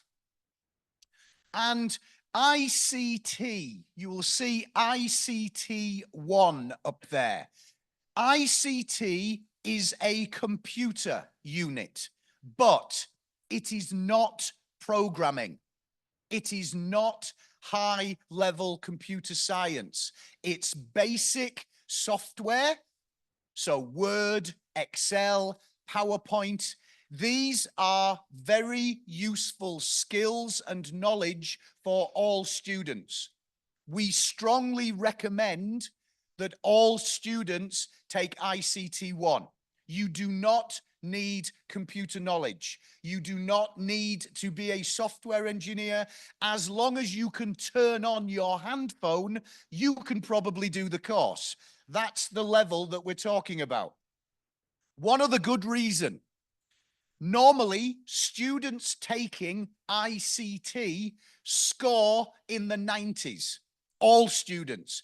It's probably the easiest subject to take here at Monash College. So by choosing ICT, you will be improving your overall score.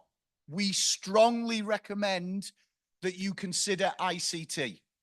So again, you will take one maths unit, one English unit, one maths unit. If you are in business, we recommend accounting. If you are thinking science, we recommend physics or chemistry. If you are in arts,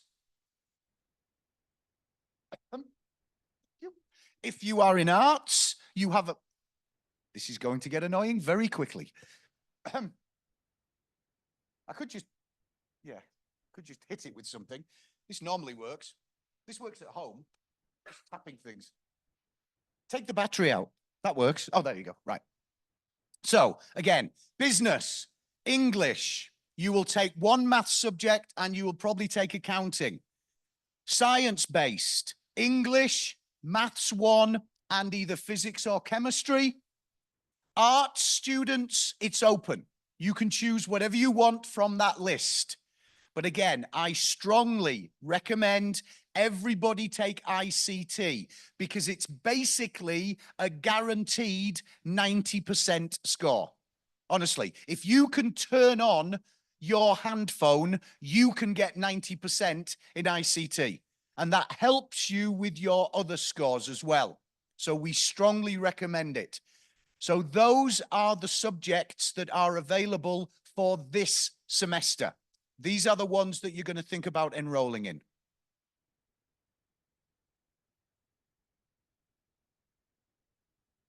Do I point it at this? Do I point it at me? Do I point it at that? Up, down?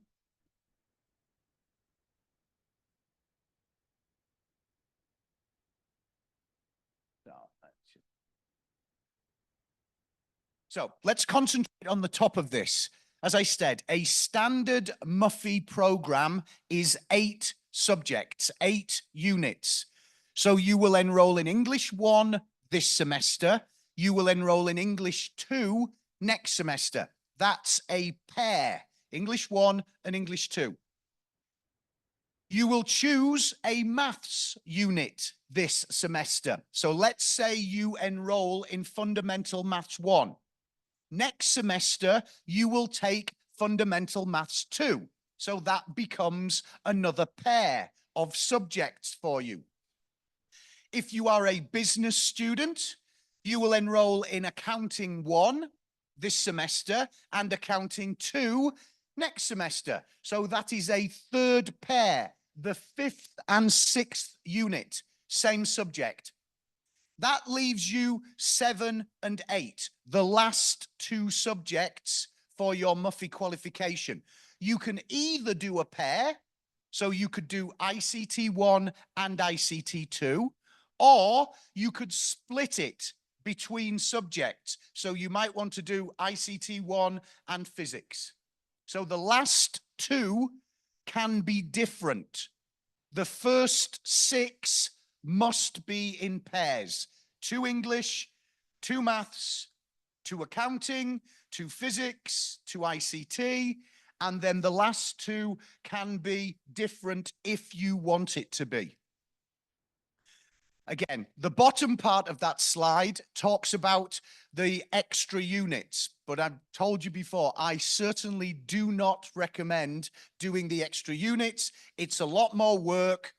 And students honestly tend to struggle with the extra work rather than thinking, I can do 5, keep it to the 4, keep it to the basic ones.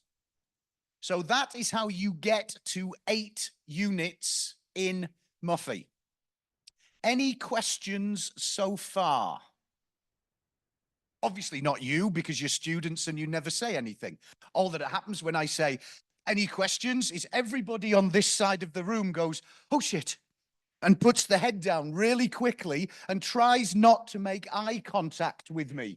Because if they think they're making eye contact with me, then they think I'm going to ask them a question. So they panic and then they pretend to work. They pretend to write, they pretend to type, and slowly they lift their head and go, oh shit, he's still looking again, and they drop their head again. Well, they're going to be very good students. They're already displaying a very good skill set of students. I can see a lot of potential in avoiding eye contact with this group of students. It's very impressive so far. They're going to be very good.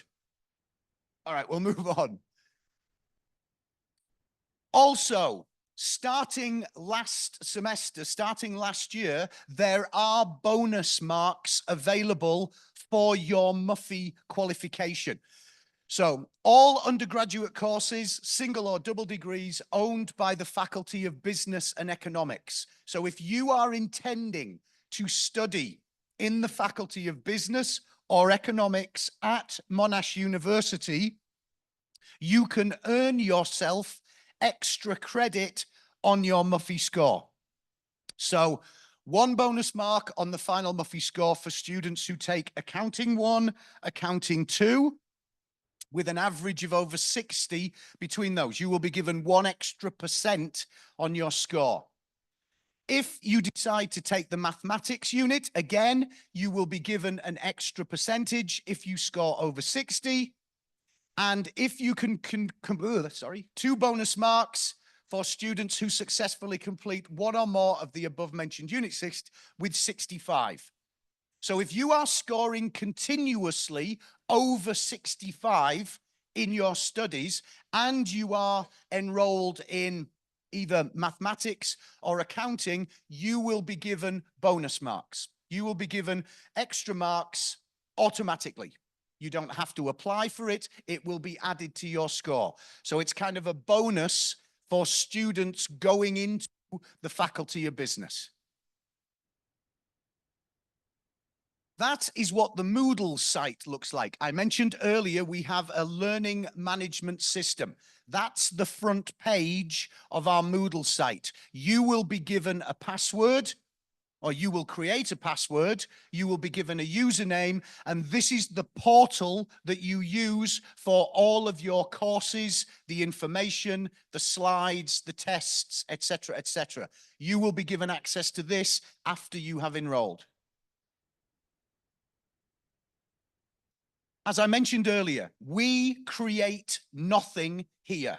Everything that you take, every course, every PowerPoint slide, every test, every exam comes from Monash Melbourne. We make nothing here in Jakarta.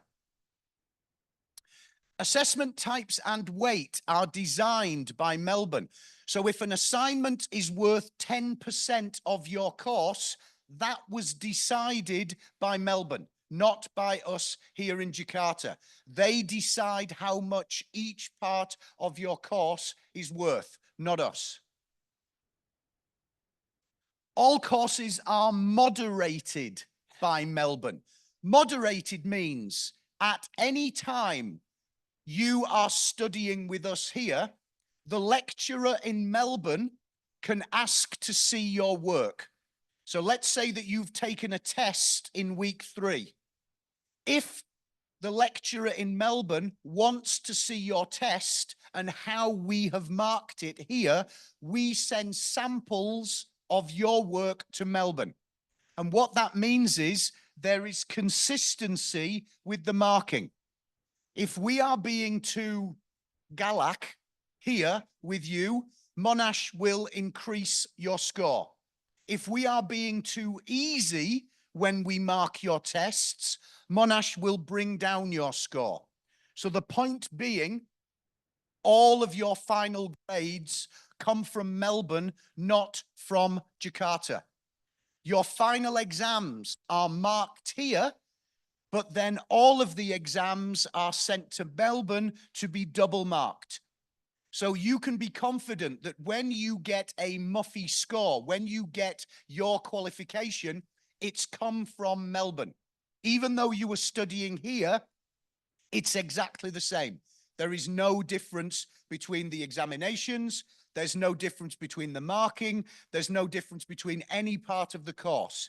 This is why we say we are the official partner of Monash University in Indonesia. No one else is.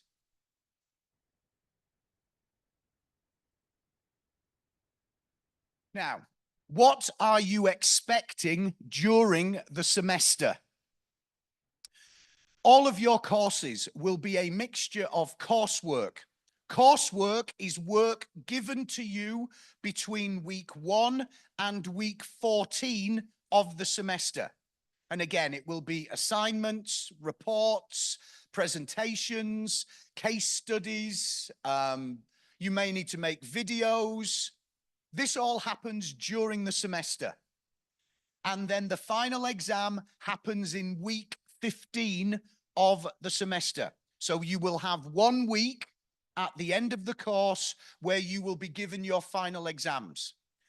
The schedule for those exams we will get in week 8.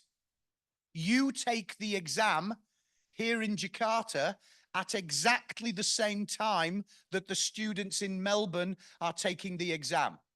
So if the exam starts here at 9:30 in the morning, It's starting at 6:30 in the morning in Melbourne, and it's starting at 12:30 in Sri Lanka, because Monash College has partners around the world. So you will be taking your exam at exactly the same time as the students in Melbourne, as the students in Sri Lanka, as the students in Singapore, as the students in China.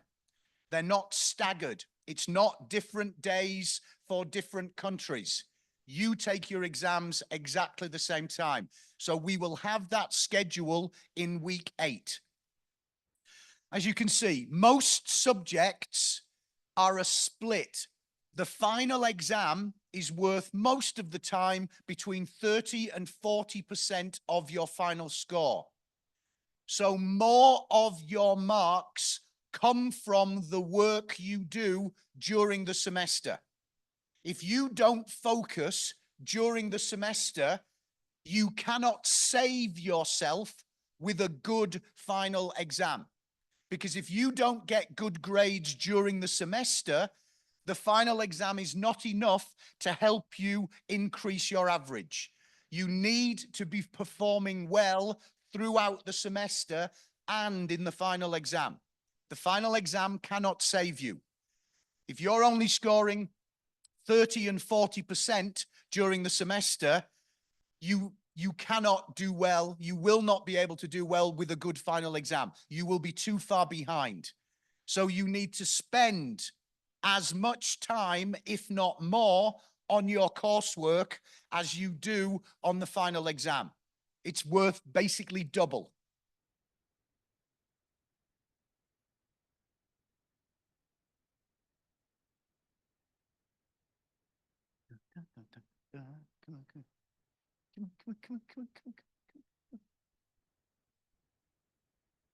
The final exam. All 14 weeks of the course can be included in your final exam.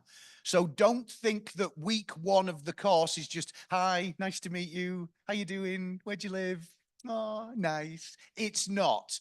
There are topics in week 1 which will come up in your final exam. Every single week of the semester can be examined. And of course, an exam is made up of different question types. MCQ, what's MCQ? Multiple choice, absolutely. You are given a question and there will be a number of answers in front of you. You need to choose the correct answer. This is used in accounting, it's used in English, it's used in, what else is it used in? Chemistry, physics. It's a very common exam method. Short answers, English. These are written answers that you need to be able to describe a certain topic or a certain piece of theory. Normally, you'd be writing maybe half a page, but again, remember, this is under exam conditions. Problems are given to you in the numerical-based subjects. So the maths, the accounting, these will have problems that you need to solve based on maths. And essays and case studies, again, English. That's the type of question you can expect in your English final exam. So each final exam has a different structure, has a different format, but your lecturers will explain all of this to you during the semester. Grading system.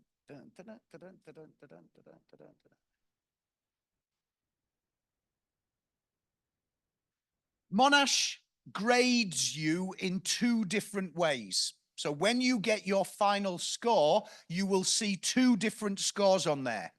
They give you a letter grade, which is the high distinction, credit, pass, and fail. And they also give you a numerical grade, which is the number you have achieved. Now, speaking to the parent here, when you see your kids' scores and they come home and they've got a D, don't freak out. Okay, it's not A, B, C, D. Don't be already throwing them out of the house. You useless kid, you're not coming back in here. Why have I wasted all my money on you? A D is actually a good score.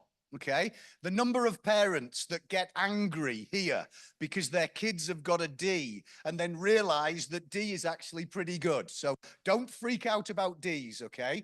So the highest grade a student can be given in terms of the letter is an HD, higher distinction. That is over 80%. Then distinction, credit, pass, and anything below 50% would be considered a fail. Then you also get a number score.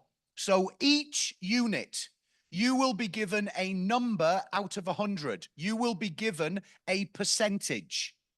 And to calculate your overall grade at the end of your foundation year, we add all of the 8 scores together and then divide by 8 to get an average. So your Mufy score, the number that you score at the end of the course, determines which degree you go into. So for example, if you are interested in studying commerce at Clayton or Caulfield in Melbourne, you need to score an average of 72 on your Mufy. That means 72 average overall. So when we add all your scores together and then divide by 8, your average needs to be 72. Now, remember when I told you about ICT? And some of you were like, oh, God, computing, I hate it. It's for nerds who play video games in their basement and never go out at night and have no friends. And some of you are nodding, going, yep, that sounds like my life.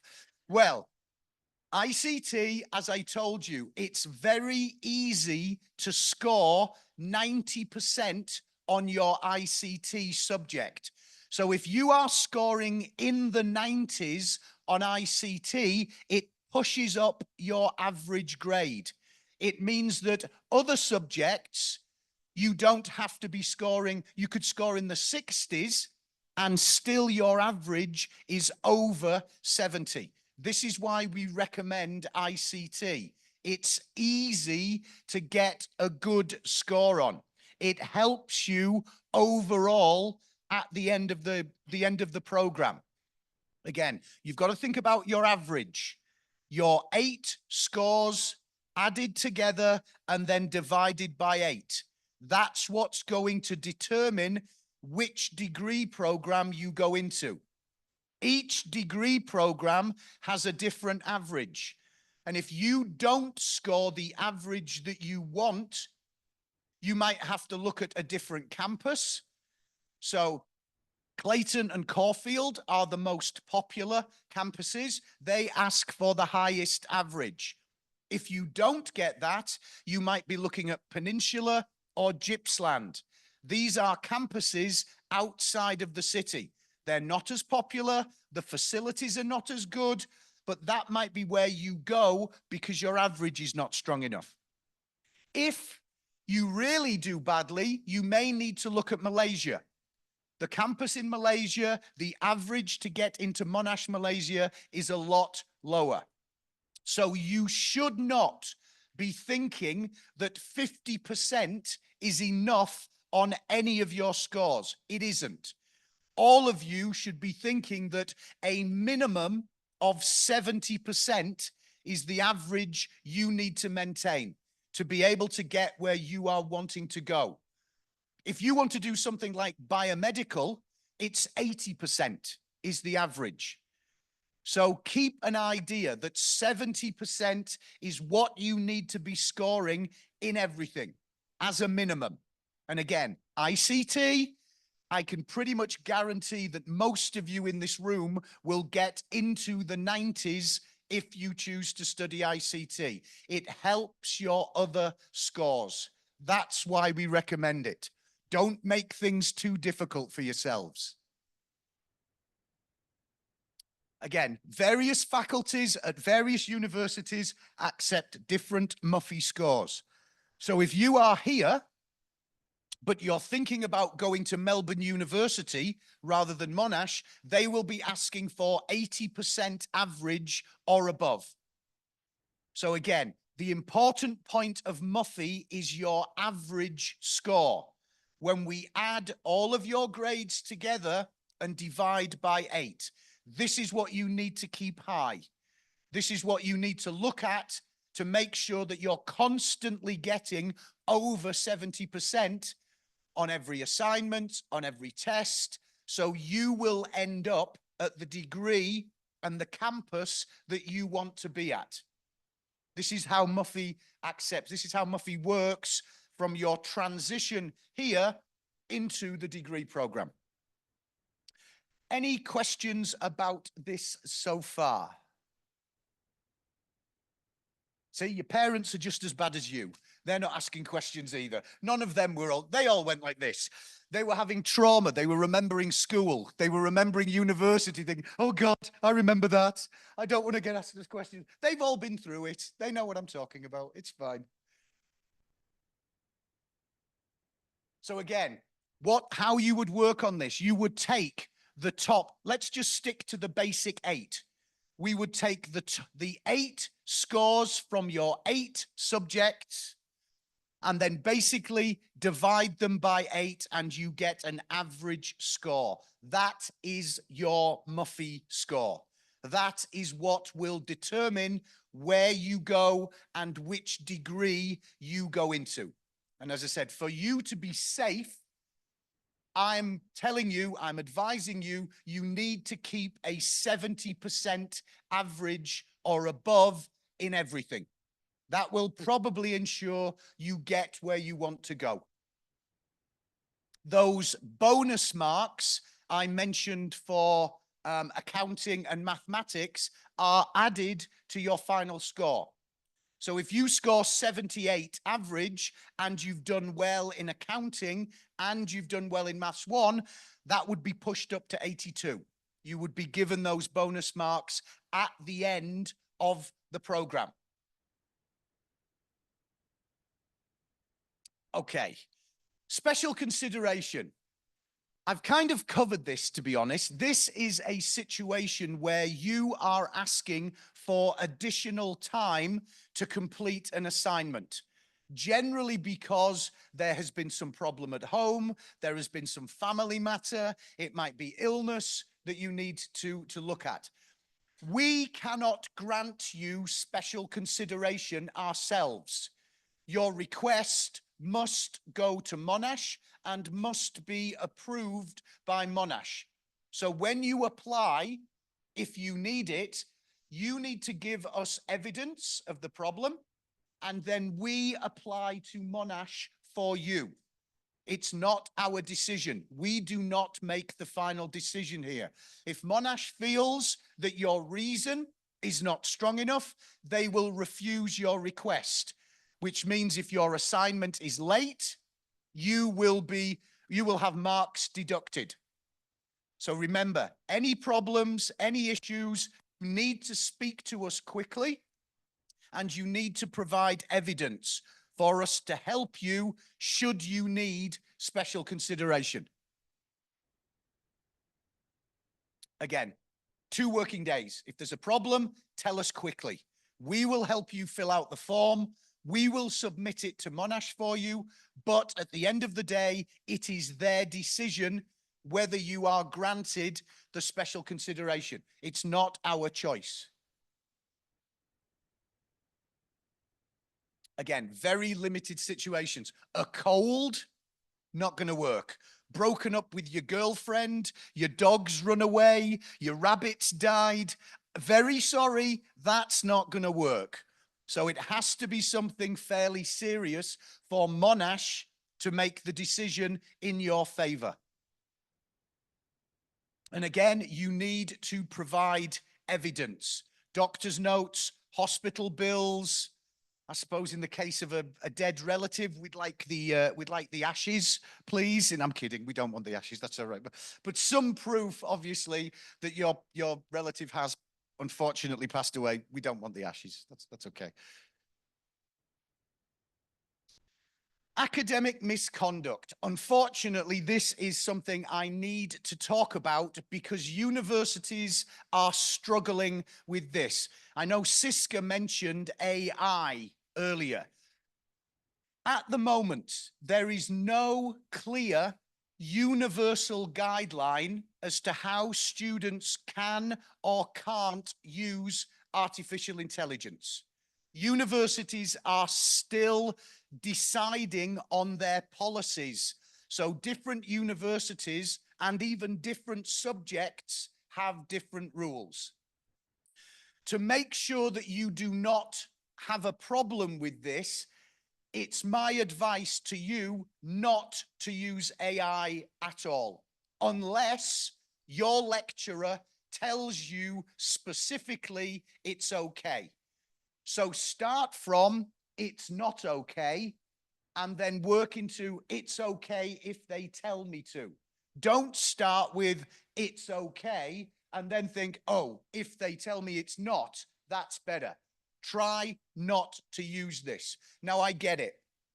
Honestly, I do. Why shouldn't you use it? It's a very good source of information. It's a very good source of useful answers. But the problem is the answer isn't coming from you. And the point of education is you learning. So please avoid the use of AI wherever you can, unless your lecturer specifically tells you that you can use it. Now, come on.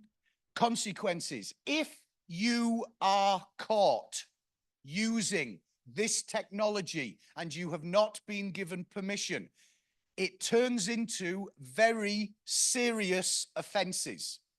If you are caught once using AI, you will immediately get a 0 on that piece of work.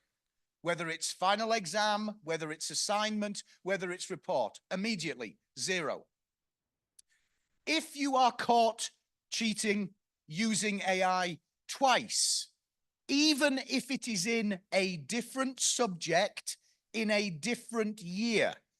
So you might be caught in accounting in the first year, 0 for that piece of work. If you are caught in management in year 2, you will then fail that subject immediately. You will have to repeat the whole unit. That's for your second offense. If you are caught using AI a third time, you will be removed from the university. Monash will not allow you to graduate. You will be removed from the university and you will probably have your student visa revoked, which means if you think I'll just go back to Australia later, it becomes much more difficult for you to reapply for a student visa, because the fact that Monash has thrown you out of the university for cheating stays on your permanent academic record. This is like a criminal record. It follows you round. If you leave Monash and try to go to a different university, they will know about your cheating at Monash and they can choose not to enroll you. So it affects your academic life and it affects your ability to apply for visas. This is how serious the university is about AI and about using artificial intelligence and other sources. First time, you get a 0 on that piece of coursework. Second time, you fail the unit. You have to repeat the whole 3 months. Third time, you're out of the university. You're gone. Doesn't matter whether you're in your first year, your second year, your third year. You're gone. You do not graduate. Your visa will be removed and you will find it very difficult to get another student visa to Australia. So please, this is a very important point. Do not use AI unless you are told specifically you are able to use it. Again, these policies are written up in the Monash University handbook. And again, as it says, they are very severe. It could lead to you being removed from the university and from Australia because of this, or Malaysia. You can have student visas revoked because of this. Lose marks, first time you do it. Fail a unit, second time you do it. Bye-bye, third time you do it. The university does not kid around. They do not joke about this at the moment. There's a lot of, what's the right word? There's a lot of focus on this at the moment. Lecturers are looking carefully to make sure that students are not using this type of help, this type of artificial intelligence. They are looking to catch you. It's a big focus point in every subject, in every unit at the university, and not just Monash. This is worldwide. Again, permanent record. You think, okay, I'll just go to another university. You might not get in because they will be told about your behavior before. Plagiarism, copying. Plagiarism is copying somebody else's work without saying where you found it. So there's a gray area here. We want you to use other people's ideas. We want you to read textbooks. We want you to use experts' opinions and ideas. But when you do, show where you got that idea from. Don't try and pretend it's your own ideas. This is what plagiarism means. You will be taught how to do this correctly in English. This is why all students take the English program in Mufy, because you are taught how to avoid plagiarism, how to use people's ideas and thoughts carefully and correctly. So you will be taught this.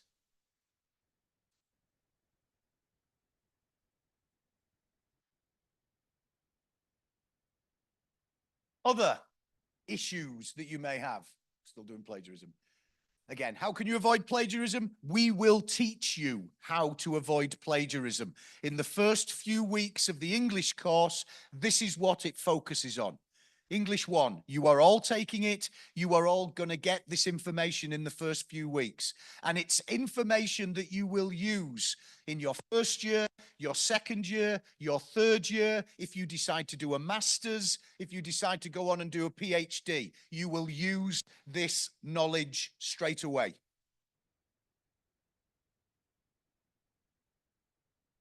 Come on.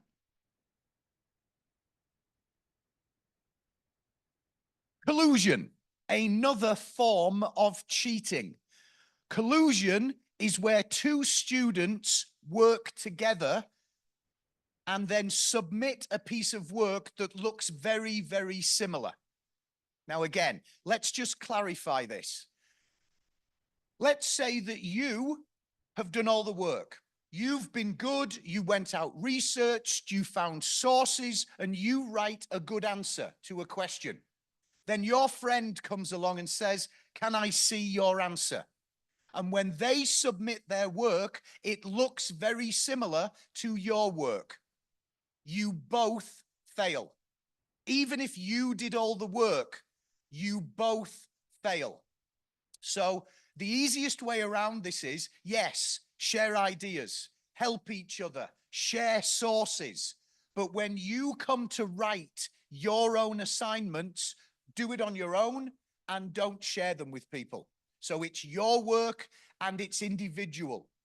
Again, if two answers look too similar, in other words, copied from each other, both students fail. Even if you did all the work and they did none of the work, you will fail as well. So don't get yourself into that situation, please. That's collusion. Working together and copying each other's work.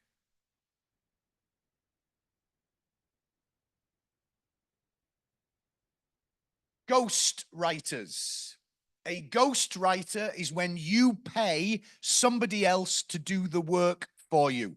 We all know there are lots of websites online where people have written answers that you can download and they've been researched and you can say it's yours.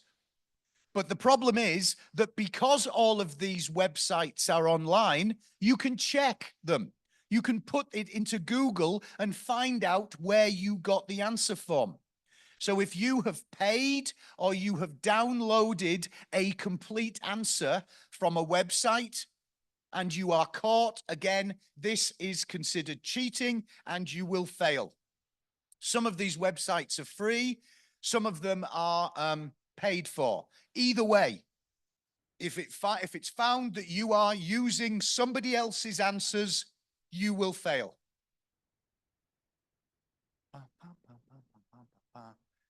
Recycling. It sounds eco-friendly. Unfortunately, it's not. Well, it's not friendly for you anyway. The point here is that sometimes subjects recycle questions. So an assignment might be the same assignment that they gave students maybe last semester or the semester before.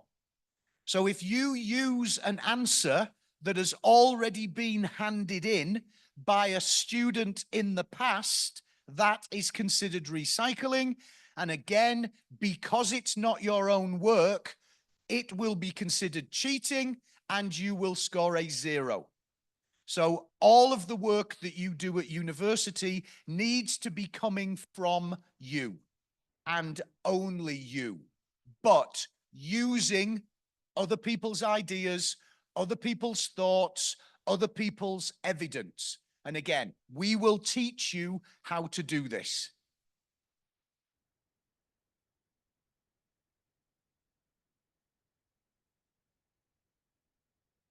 What are the penalties? Death. Just assume death. We're going to kill you. That's it. That's easy. Keeps it simple then. Then it's not losing marks. We're just going to kill you. That's simple. So we're all on the same page now. If you cheat, we kill you. Simple, really. Makes it easy. Again, as I said, fail, loss of marks, and potentially thrown out of the university and no more student visa. You would not be able to travel back to Australia as a student, probably for the next 5 or 6 years. You'll be barred. You'll find your visa rescinded. Again, the penalties are not worth the risk in terms of being caught. And again, a lot of this is using AI, and because it's using AI, there's a lot of software to detect it. Just like the AI is software to create the answer, so the software to detect the answer is also available. So using the AI to help you actually makes it easier for you to be caught. Keep in mind.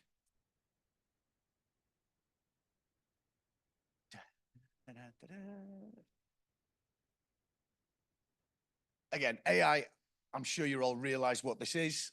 Just keep this in mind. You don't want to do this. You do not want to be caught. You are just going to make it very difficult for yourself, maybe not now, maybe in the future, to be able to graduate.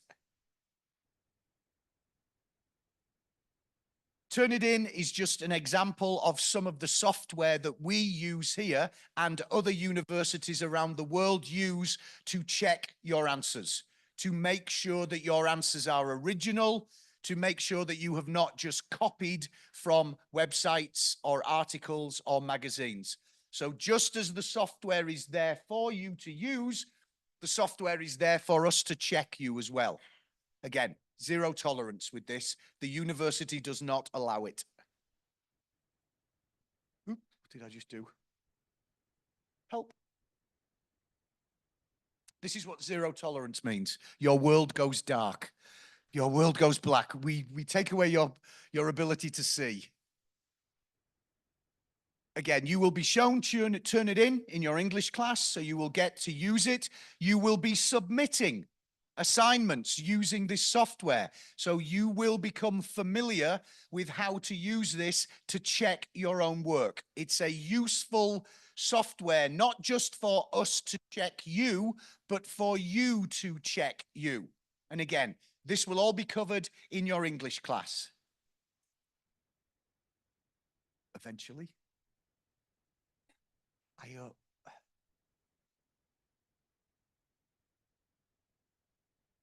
I'm not going to go through this. You'll get this in each class. I'm kind of running out of steam here. Come on. It's the same picture. All right. So after all the depressing stuff about how you're all going to fail and how you're all going to die and how you're all going to kill members of your family just to get away with doing assignments, you are here to learn. That is true. But I promise you, you are also here to have a good time. Probably thinking back on my past, the time I spent at university was probably some of the happiest times of my life. I met friends at university, which was 30 years ago, which is a bit difficult to say out loud, a while ago. And these people are still some of the best friends I have in the world, even though they don't live in Indonesia. So yes, you are going to be asked to work hard. Yes, at times you are going to feel stressed and under pressure and think, what the hell am I doing? Why did I choose to do this? But remember, it is all going to be worth it. You are going to do well as long as you commit to doing well. And if you commit to doing well, you will get the grades that you deserve. You will get the degree you deserve. You will get the career you deserve. You will get the life you deserve. But that's all up to you. These people over here, they've done their bit, okay? They've got you here.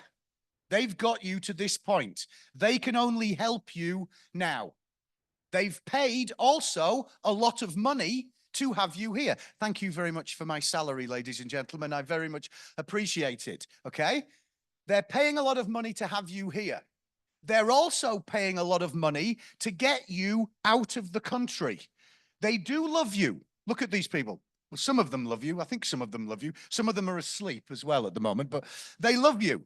This is not in question, but they are paying a lot of money to remove you from Indonesia, okay? They want you out of the country. They want you out of the country because they want to remember what their lives were like, what their private lives were like before they had you. They could walk around the house in their underwear and they would enjoy it. They had a good time before you came into their lives and made things complicated.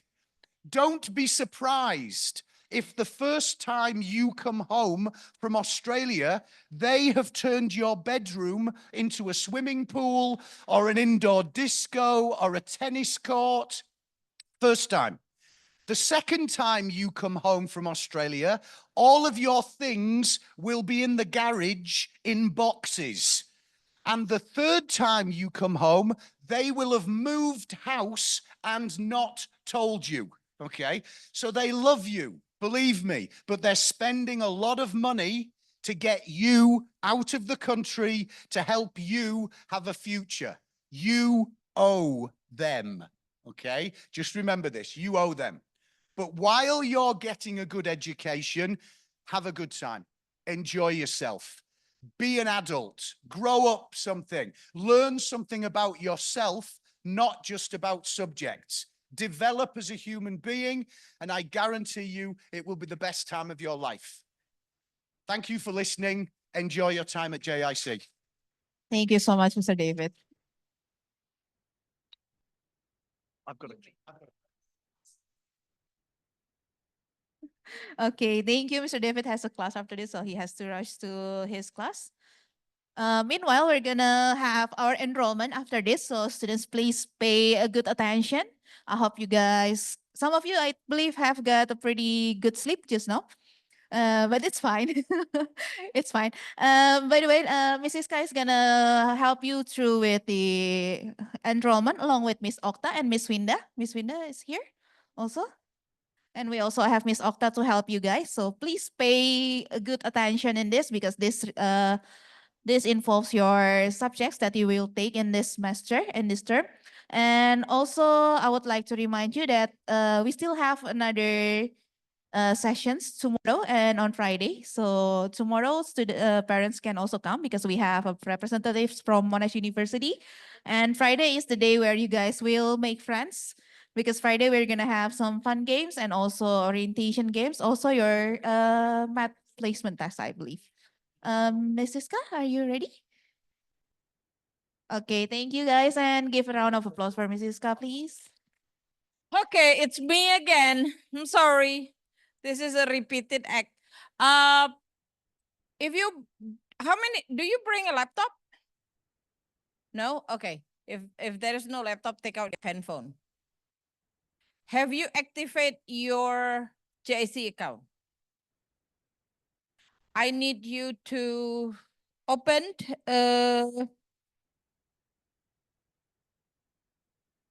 already? Okay, I need you to open this link. There are two systems that you guys need to be familiar with while you are studying at JIC. Number one is what we call Moodle. That is our LMS, Learning Management System. The second one is EDIS. EDIS is our data system. EDIS is what you use when you do enrollment, when you check your result, that kind of thing. While Moodle is the place where all the materials for your classes are gonna be stored at. So once you do your enrollment in EDIS, then you can connect to Moodle, and then Moodle will show you the classes that you are taking. All the materials that you need, notification from teachers, announcement, whatever, it will be in Moodle. Okay? So try to open that lms.jic.ac.id.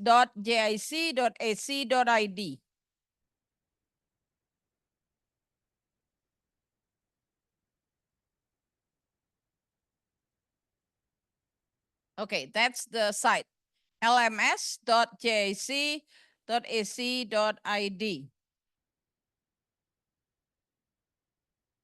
Terus bagaimana mereka?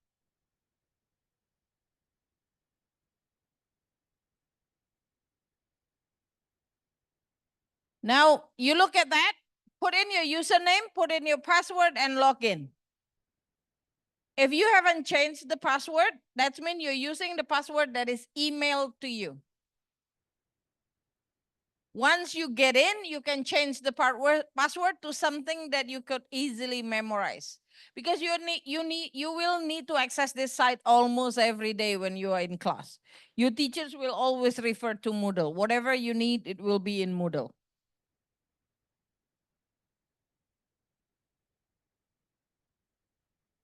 If you are having problem, raise your hand, we'll help you with that. Before I continue, let me introduce you to the academic team, Winda.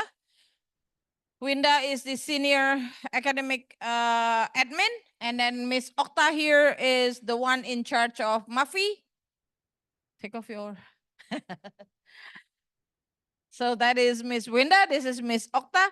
For Mufy students, usually Miss Okta is the one that you will be more in contact with than Miss Winda.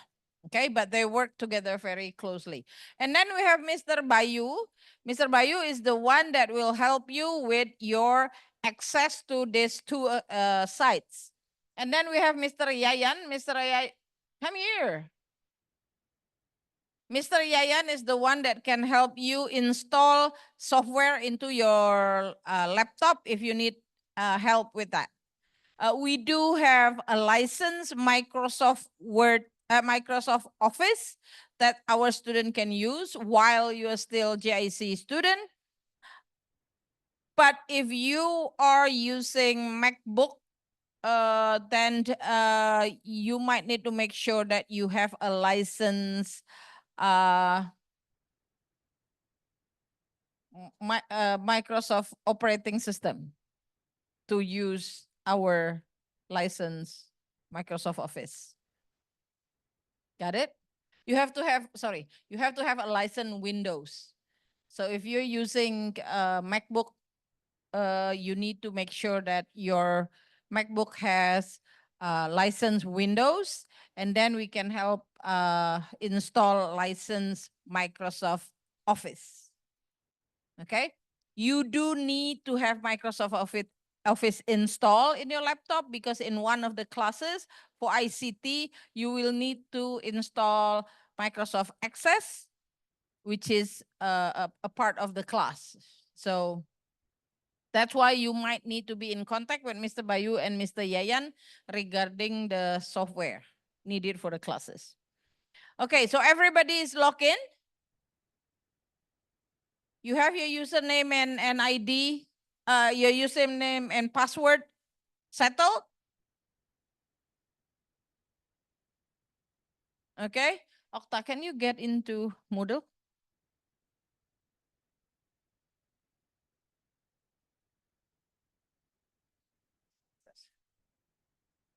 Actually use a student access.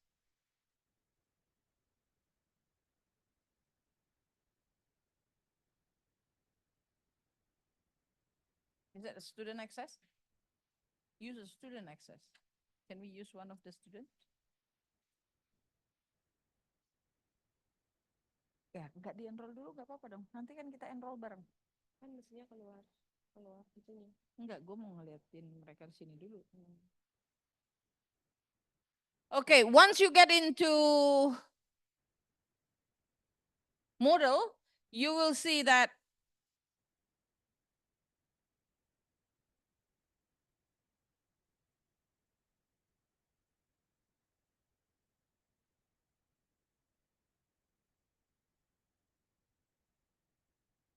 see, if you forget your password, you're gonna get into trouble. Just like Miss Okta there. Okta, can we log in? I think if you try the wrong password 3 times, it's blocked. So this is what you are gonna see. Okta, just the first page first, because I want them to see the first page. Home, that home.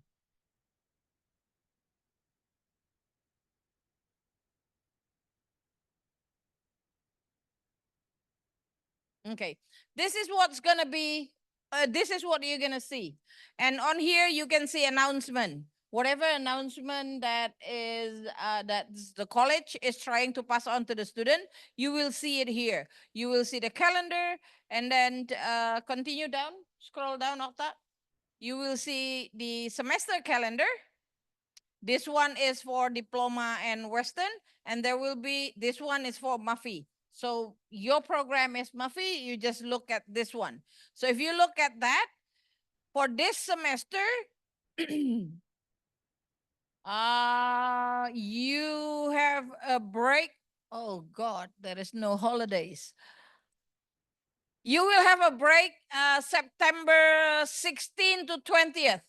That is a mid-break form, but it is going to be used for makeup class. There is one holiday there on the 16th.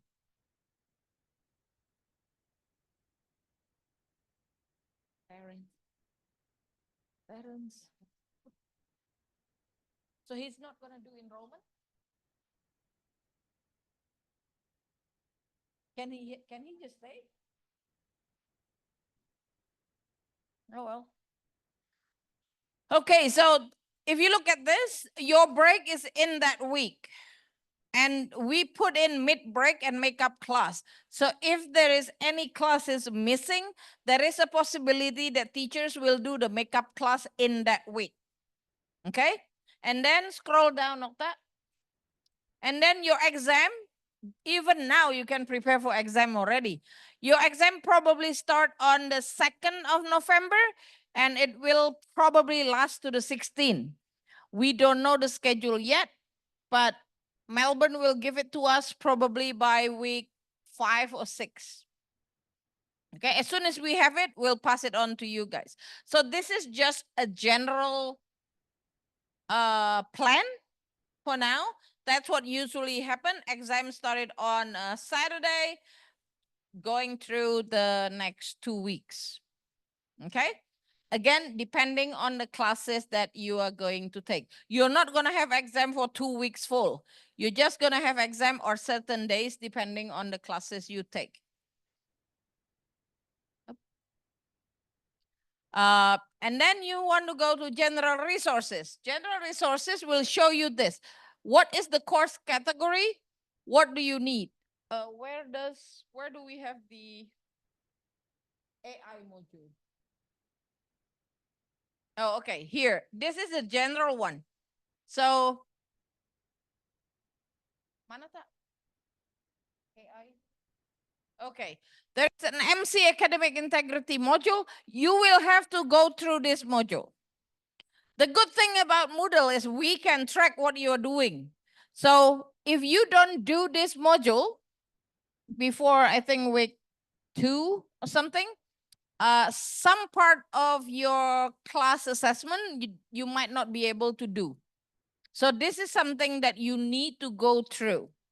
I think I mentioned a little bit about academic integrity. I'm sure Henderson did that again. So this is an important part of your course. You need to do this. Look at that, completion progress. We can see how many students are already going through this module, or we can check who has done it and who hasn't done it. So you need to get this done before week 2 is over. Okay? Next one.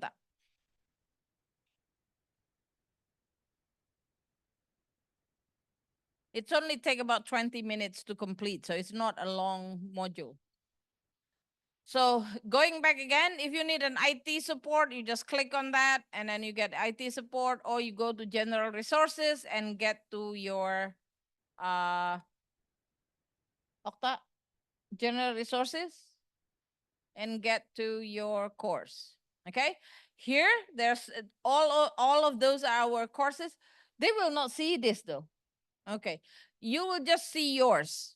This is Miss Okta's login, so she has so many. Once you enroll, we go back to here and then you can see. This is just an example. For example, in Unit 1, if you click Unit 1 English, there is a part that said getting started, and it will just give you introduction of the class. Okay, what is needed, academic skills, composition. Scroll up, Okta. If the teachers for this class have any announcement, it will be put here.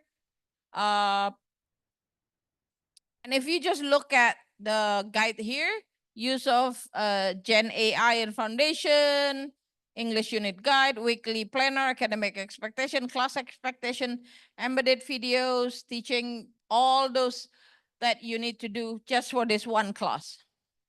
So it does seems to be a lot, but if you go through it week by week, then you'll be okay. We'll go back to this once they do enrollment. Mana? Boleh, buka. Unit outline. Each one of the class will have a unit outline. We call it unit guide. So you can download that. If you're thinking of transferring to somewhere else that is not Monash, my suggestion will be for you to download this and save it. Because if you want to transfer to other universities, they might ask for the syllabus of the courses you are doing. So save this and then you can show them this is the classes that I took. Okay, so the unit overview give you a description of what the class is about. For example, this is the assessment that you need to do. By week 4, you need to do assessment 1, which is synthesis assessment in class written task applying academic literacy skill. So that assessment will be done in class. Second assessment, a group presentation, a presentation based on material provided. The first assessment worth 15%, the second assessment worth 20%. The third assignment is individual reflection, an in-class written task for reflecting on the group project. That's worth 15% of your grade. And then you have to turn in an essay, an argumentative essay that's worth 20%.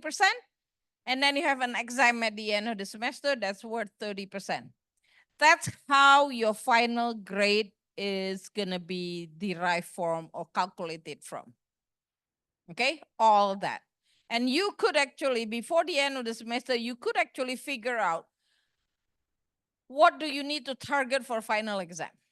Because if you know all your assessment, how much it's worth, all those worth 70% of your grade, you only have 30% on your finals. So if you're already doing well on all the other assessment, you can breathe a little bit easier for the final exam. But if you're not doing so well, that means everything need to be put on the final exam.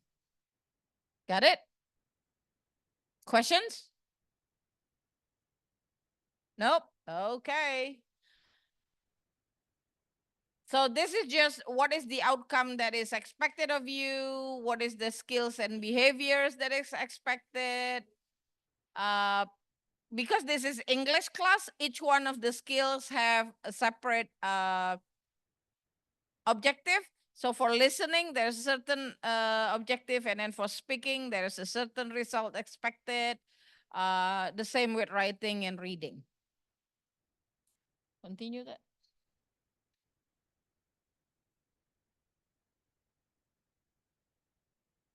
This is the prerequisite. You cannot proceed to English 2 without passing English 1. So you need to make sure you pass English 1 in your first semester. Otherwise, second semester, you cannot take Unit 2. If you cannot take Unit 2, then you have to repeat semester English 1 again before you take English 2 in the next semester. That's about it in the unit outline. And then there are other documents that you can look at. See, weekly planner.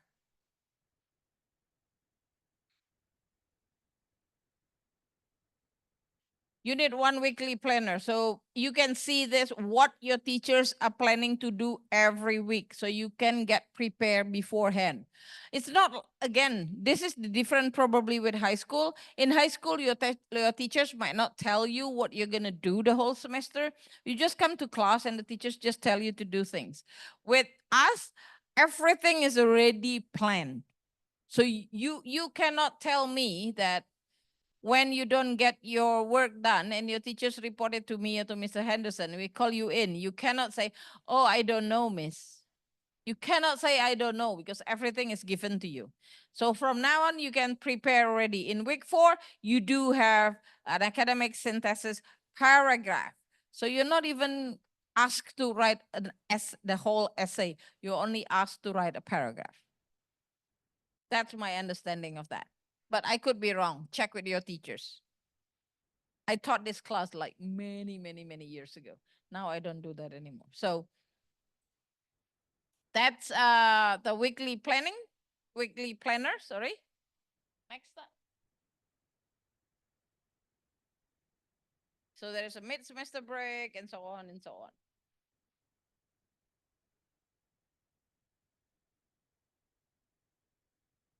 Okay?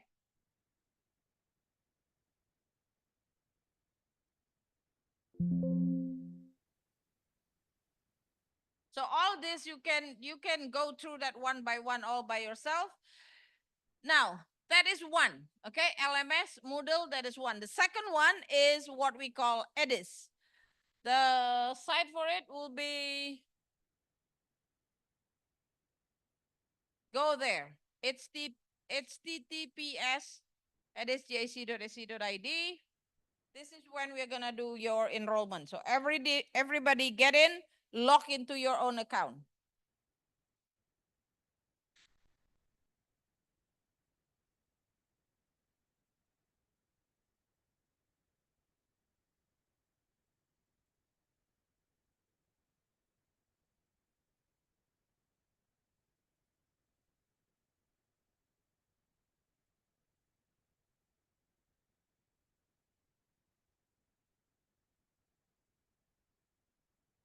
Okay, are you in?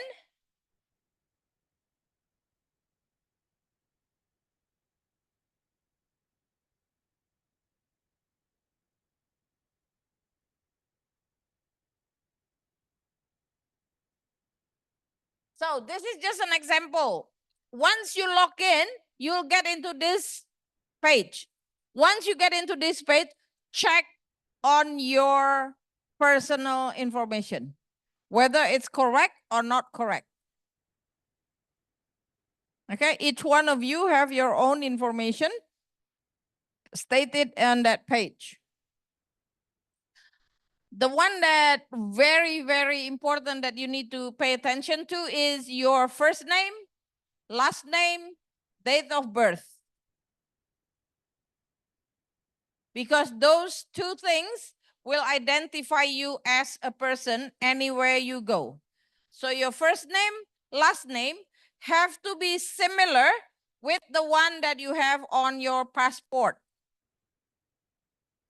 Jadi kalau di sini ada nama kecil, nama panggilan apa nggak pakai. Sesuai pasport. Do you remember what name you have on your passport?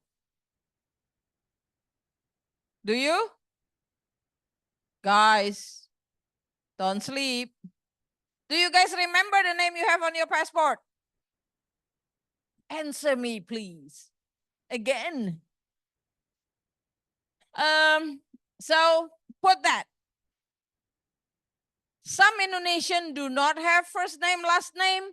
If you don't have that, you just make one. For example, your name is Andi Johnny Michael.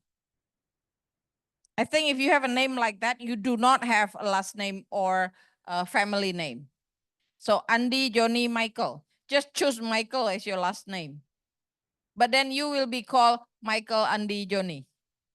Because sometimes people put the last name in front of their first name. But you do need, whatever it is, you need to have a last name. If you only have one name, your name is Suharto. Just like our second president.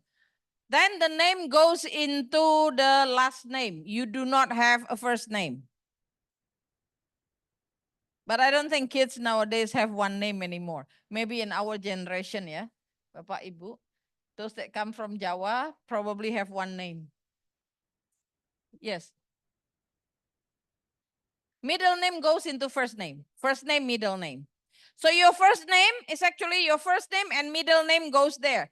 The only one that is separated is your last name.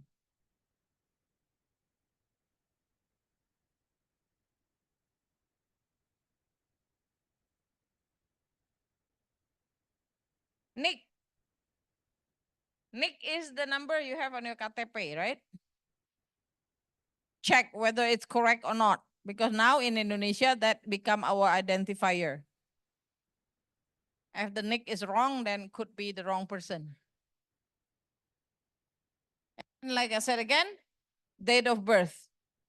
Make sure it's correct. This data is actually entered by our admission office, but they do it based on the application form that you guys fill in. Some people don't realize that they put date of birth, 6th of April, 2024. Just because we are in the year 2024. So make sure that doesn't happen.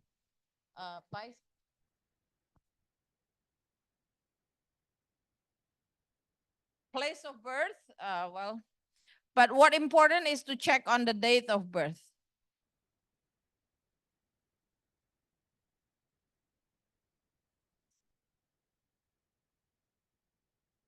Okay, once all the information on the top is correct, then you need to put in the family details as well.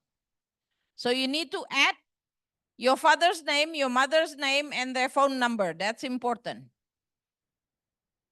Okay, put in, for example, mother. The name is Francisca. And then phone. Email, okay, if you want to put it in. If not, just the phone number. That's important.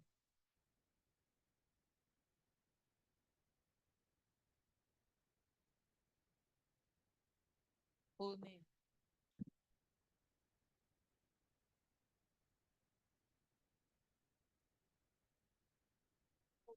Once you put that in, then we'll see that.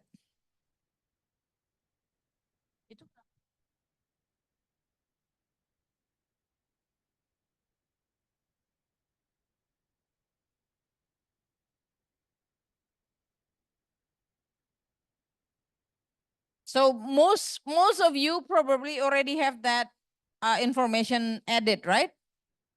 Your parents' number and everything. Please check that to make sure it's the correct one. Do not give us your mbak number. Do not give us your driver's number. It happened in the past. We have students that fill in their mbak number because they don't want us to call the mother. So when we call, mbak answer, like, ada apa bu? Pretend to be the mother. Kids know they're very smart. Yeah, make sure you give us the correct one. Okay, if all those data are okay, let's continue with enrollment.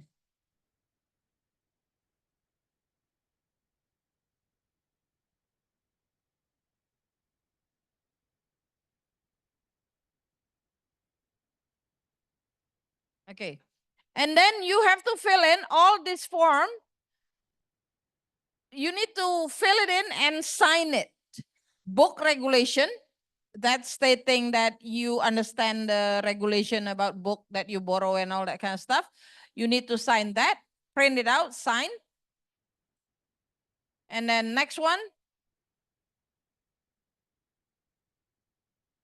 What are the form by you? Dress code, health consent, image and video consent, statement of agreement. Statement of agreement stating that you agree with all the rules and regulation that we have discussed during orientation and you agree to adhere to that. So all this document you need to, they don't need to sign, they just push agree. They just click agree. Yeah, they have to click. They don't need to sign. Okay. So all those you need to click saying you agree. Okay. Modern world, no more signature. Just a click of a finger, everything is done. So easy. Still, they don't get things done that we got done in our time.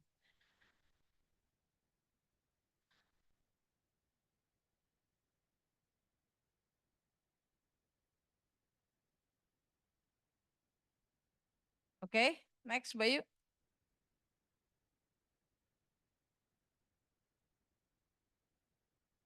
Okay, now if you look to the left, you have enrollment. Click on that. If you look at enrollment and there is an add new on the right, add new, you click on add new, and then you'll see your classes that you want to take or you have to take. All of you will have to do English 1.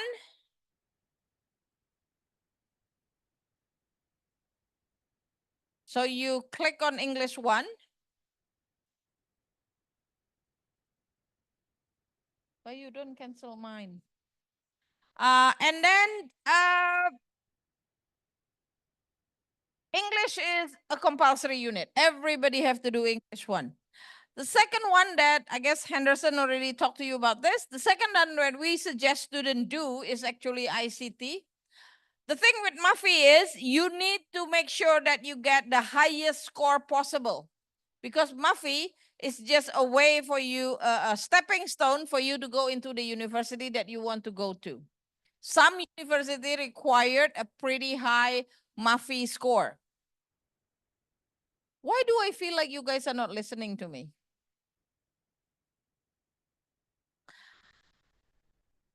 Okay, can I start again? Yes, okay. So what is important in Mufy is that you guys get the highest score possible that you can get. And we try to help by suggesting students taking classes that might be easier to get a higher result than taking classes that you might like, but might be a bit more difficult. That's why we usually ask students to enroll in ICT. Especially, everybody needs to know a little bit more about technology. Even though you are not going to study IT, but it doesn't hurt to learn more about technology because that's what you're going to face in the future anyway. So that is 2. The other one, Mathematics 1 and Fundamental Math 1 is something you need to pick. If you're going to a degree that might require a higher math, you might want to do mathematics 1. But if you're going to do a degree that doesn't need a higher math, you might just want to do fundamental math 1. Okay, we will help you with this decision also on Friday or probably on Monday, because you guys are going to do placement test on Friday morning. And then hopefully by Friday afternoon, we'll get the result. And then by Monday, we'll be able to help you guys settle in which class that you probably would want to take. So that's the third one. The fourth class is if you are thinking of doing business, you might want to do accounting. If you're not thinking of doing business, you might want to do physics. There is no Chem 1, Okta.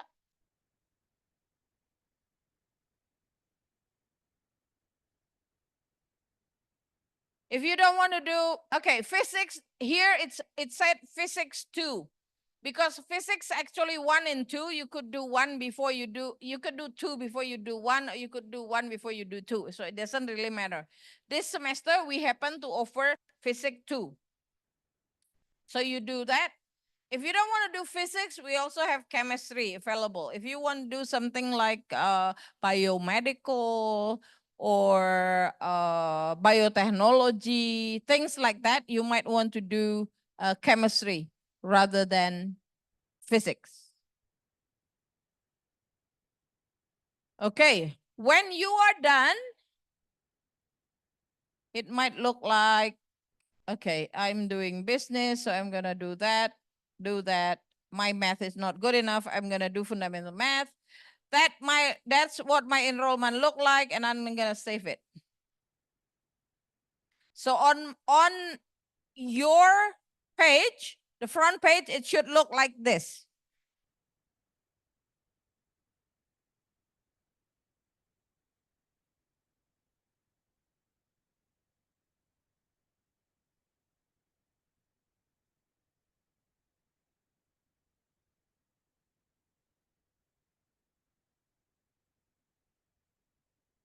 So I look at the enrollment, fundamental math 1, ICT 1, accounting 1, English 1. I think that's the correct one. Then that is done. But before that is finalized, they don't.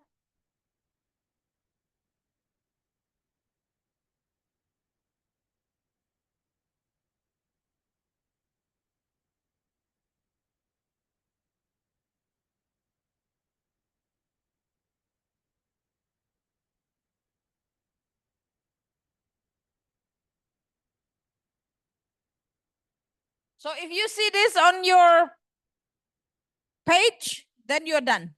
If you haven't seen that yet, you're not done with your enrollment. Miss Okta will check. Miss Okta and Mr. Bayu will check. Any questions so far?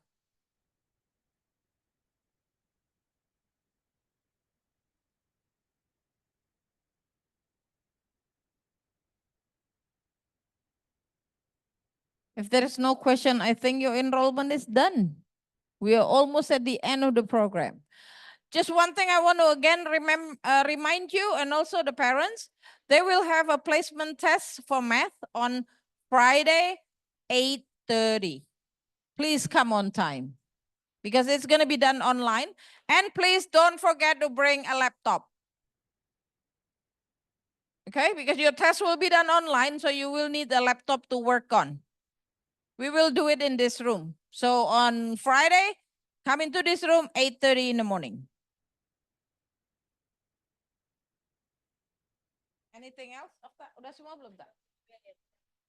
Siapa? Siapa? Aurelia Meta? Aurelia? Not here. Okay. Siapa? Brian Jonathan? Brian? Brian Jonathan?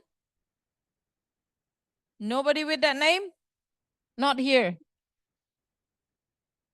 Chloe, Marcella. Chloe, you only enroll in 3. You need one more.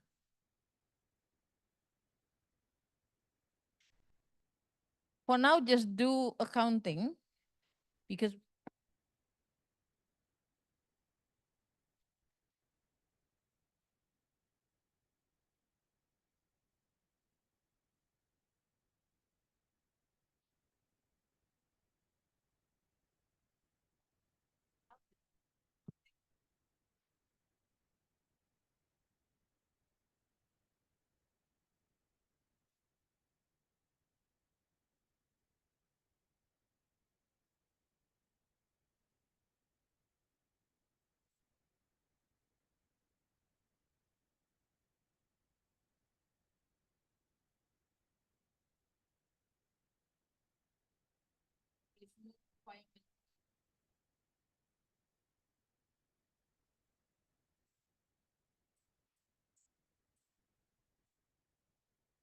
there is a question about econ class. The reason why we don't offer econ is that one, econ class is not an easy class in Mufy.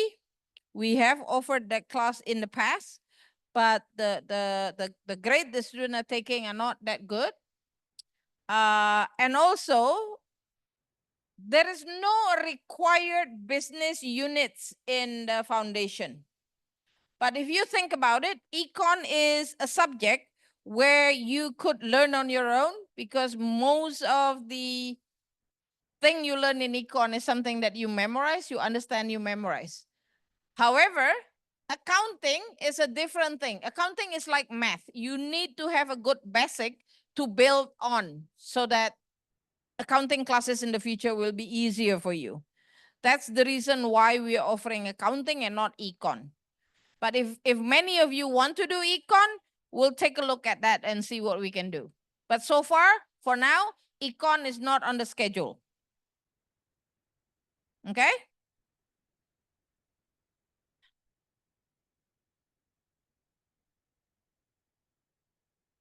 Itu tadi.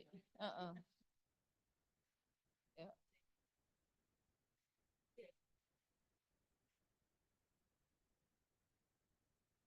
James, did you complete your enrollment? Bayu, tolong. He forgot his James Wu. James, come down here. James, come down here. You win a car. Terus siapa lagi? James Wu. James who? James Wu.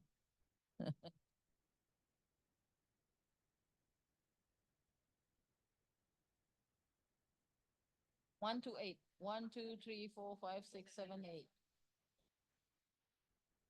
Siapa lagi? Yang tadi belum, udah belum?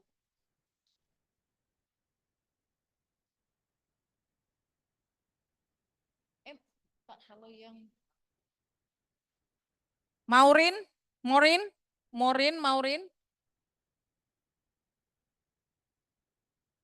Did you click confirm already?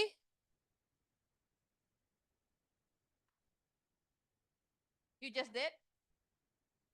She just did. Refresh. Okay, done, Maureen.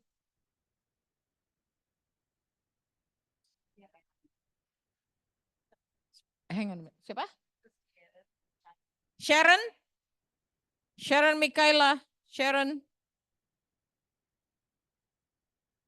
not here? Enggak ada Sharon? Yes.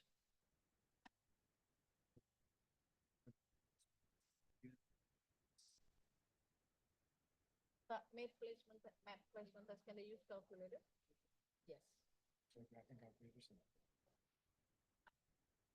Yeah, a calculator, not your phone.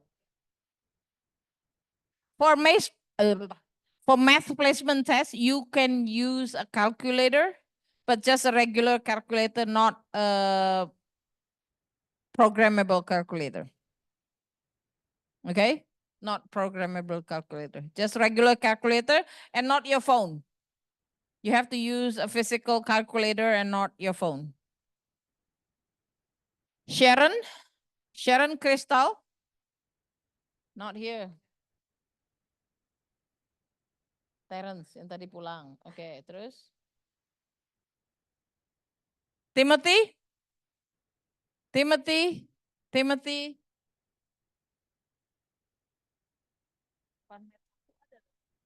Paling bawah saya.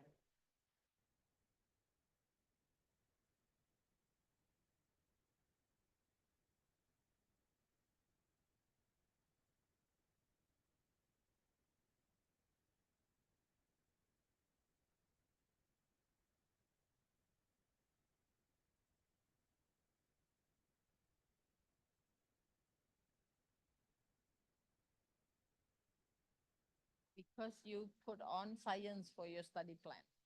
What do you want to study? Biological science. Jadi funmed boleh. Jadi nggak perlu. Override dulu itu. Bentar ya.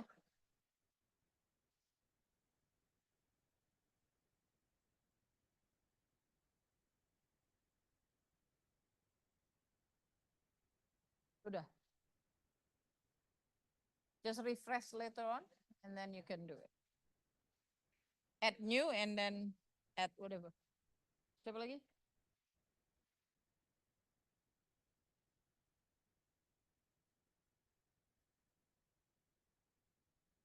Valerie, Tiffany? Valerie, not here? Where is she? Huh? Holiday? Wow, I wish I can be on a holiday. Not here. Siapa? Precious? Precious? Precious. Mana Precious? Why did you enroll in 6 classes? You only need to pick 4. You can if you want to try 6. No, you cannot. You can try the classes, but you cannot enroll in 6. So still enroll in 4, try all the classes, and then later on, if you change your mind, change your enrollment. Okay? Okay, everybody.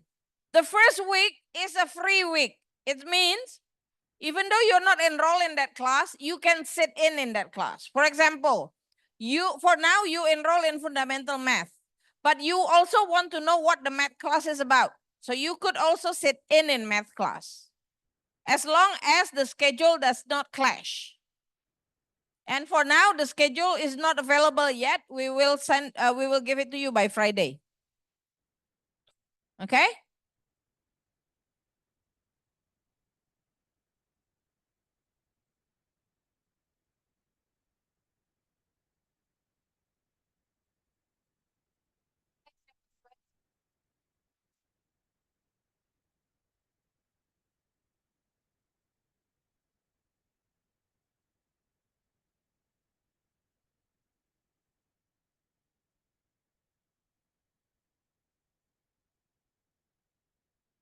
Yusuf Omer, you here? Not here. Not here. Ulang lagi dari depan. Yang tadi. Press lagi. Siapa?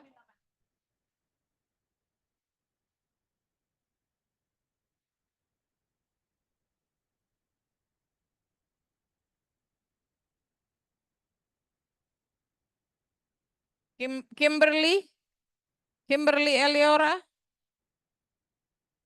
Not here.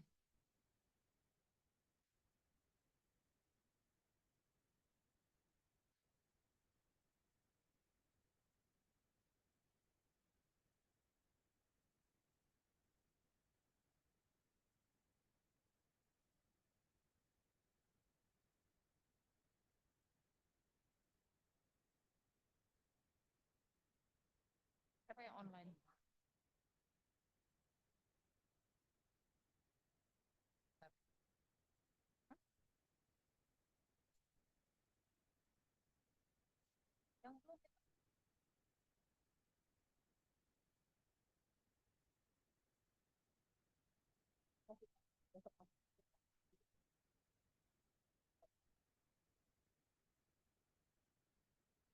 Okay, it seems like for you guys that are here today, your enrollment is done. Any other questions? No? Okay, based on the schedule that is given to you, Friday should start at 10. But then because we have a math placement test, we're going to start at 8:30. So remember Friday, 8:30. What time? 8:30. Good, yes. Why? You can, but why? No. Do another unit if you want to do an extra mark. You could do 10 subject, but I would not suggest you do 2 math classes. I don't think they will allow you to. They might reject your enrollment.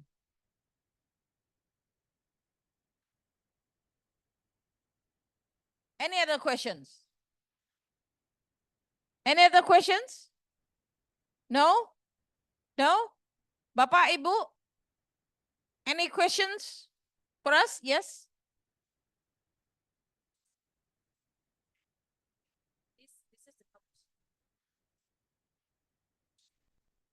Math. Should take math. Otherwise, once they go into diploma, they will have to do another math. But then I will wait until they have their placement test. Because if their placement test is too low and we force them to do math, they might be struggling too much. So still and can change. Yeah. And if they are too stressed out in one subject, it might affect the other classes. So can the student change this on Friday? They can change in the first week. So not Friday, next week. So that's why I said the first week, just sit on all classes, try it, see whether they can handle it. Say, if it is commerce, even though maybe his placement is low, but he really want to try math, go sit in math class.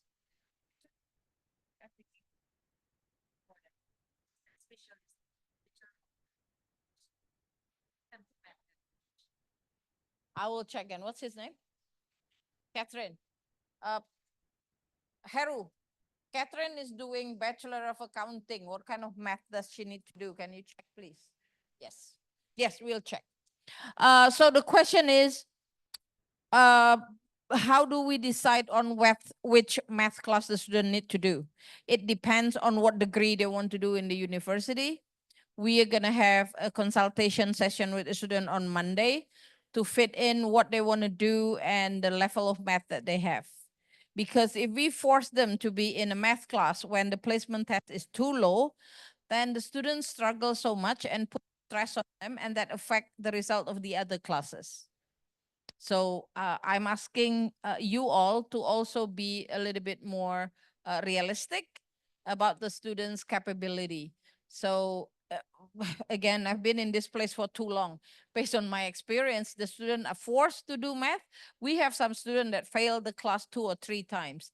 And he give up. He doesn't want to do it anymore, but his parents force him to do it. And at the end, we just have to kick him out. Because for all of you, in Mufy, there is a rules that you need to complete in 2 semesters. The most you can do is 3 semesters.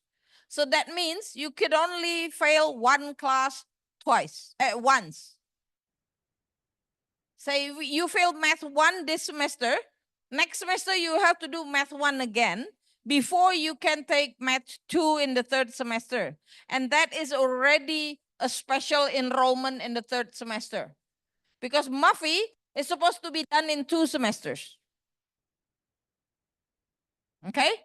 Jadi ada ketentuan itu gitu. Kalau misalnya nanti malah ngulang-ngulang-ngulang, malah akhirnya Mufy-nya nggak bisa, sertifikatnya aja nggak bisa dapat gitu. Sayang kan? Gitu.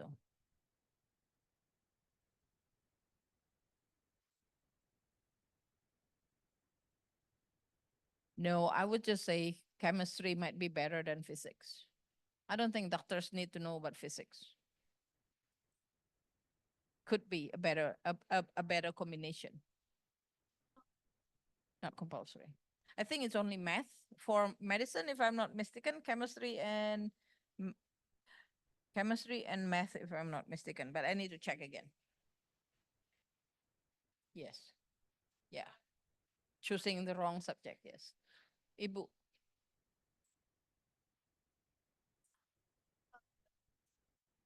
Oh, just report to Okta. Okta will fix it. What's the name? Gwen? Gwen? Gwen? Mana Gwen? Go down and talk to Miss Okta to change the system or whatever that you click wrong. Not you click wrong. The system doesn't work.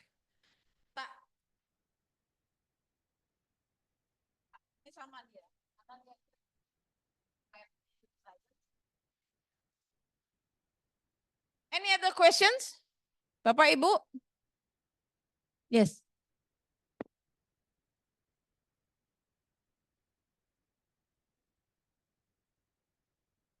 Depend on the degree. So not a university preference, it's a degree preference.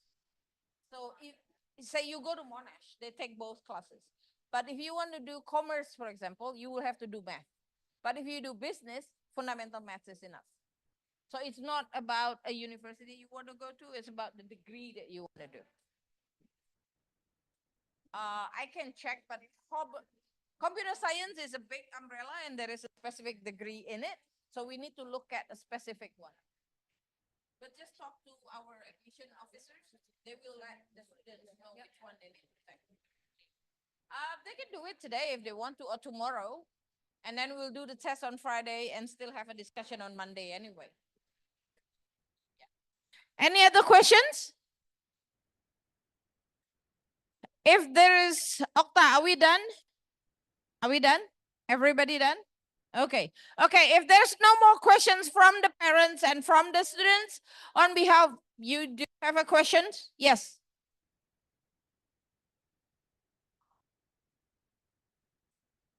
I think for fundamental math might be enough. But again, check with who is your admission officer? Miss Lydia? Check with Miss Lydia again. Miss Lydia, she wants to do law. Does it need math or fundamental math? If you guys have any question regarding math or fundamental math, please check with your admission officers, okay? They will help you recheck the requirement. Okay, if there's no more questions, on behalf of JIC, I would like to thank you for coming today and join us.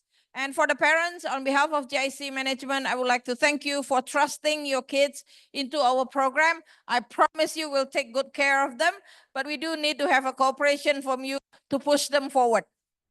And with the good cooperation from all of us, school, student, parents, we will have a great result. Thank you so much. Info from the library, most of the materials are ebook and available in Moodle. Textbook only available for this subject, fundamental math, mathematics, physics. You can collect the books in the library on the 3rd floor. So pay attention to that notice. I'll see you around. Thank you.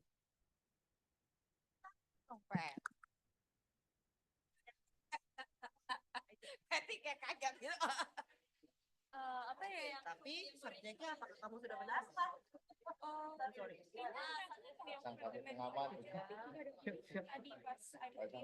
Oke. Baca yang lucu. Berarti ada di area. Kayaknya ada. Extend. Ada extend. Nah.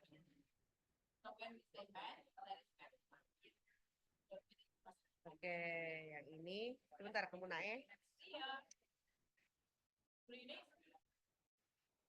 Siapa mau pan 0101?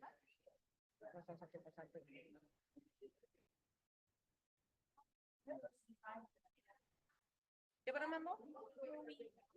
CHLOE. Elizabetan. Nice, nggak bisa. Ini spesialisnya mesti diganti. Ya aja yang diganti ya siapa? Chloe Marcelatan. Oh, maaf. Oh, ya, walaupun punya laptop ada. Iya, makanya. Chloe Marcelatan.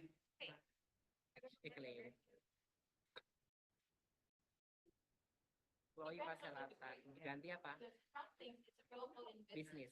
Ada. Bisnis ini. Yes. Ini kadang ada maksud kan itu yang kemarin yang ntar kemana sendirinya kan ini sebenarnya itu tidak untuk langsung dalam percakapan mereka. Iya, tapi kan yang data yang dicari itu ini kan. Iya, sebenarnya ada yang nulisin enggak ada. Kayak ini tuh ada. Iya, kalau spesialisnya emang ada. Kayaknya ini mesti dimunculin di kolom berbeda. Ya ini bisa notes di sini ya. Enggak, ini emang wajib diisi admission kok kalau masih. Oh gitu. Oh. Juga ada. Ya kita di sini gereja. Oh. Bukan. Ada itu mungkin jadi dia tuh atau enggak. Itu akan ada review atau tidak. Itu compulsory subject itu di sini yang chemistry. Ini kan tadi.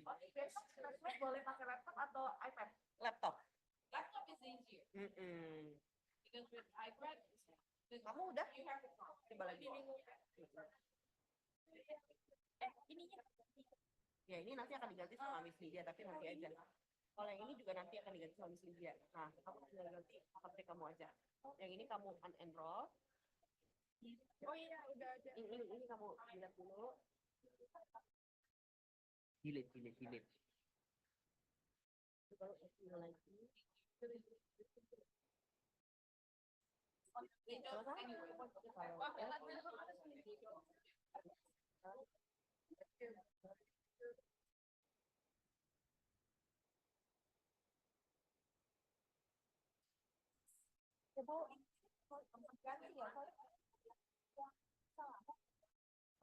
Ini Timothy Tejo Mulyono ya Bu ya. Ya nanti Pak Heru akan mengganti karena kan ini masih dalam enrollment ya Bu ya. Jadi di sign aja kirim ke Pak Heru maunya gantinya kemana.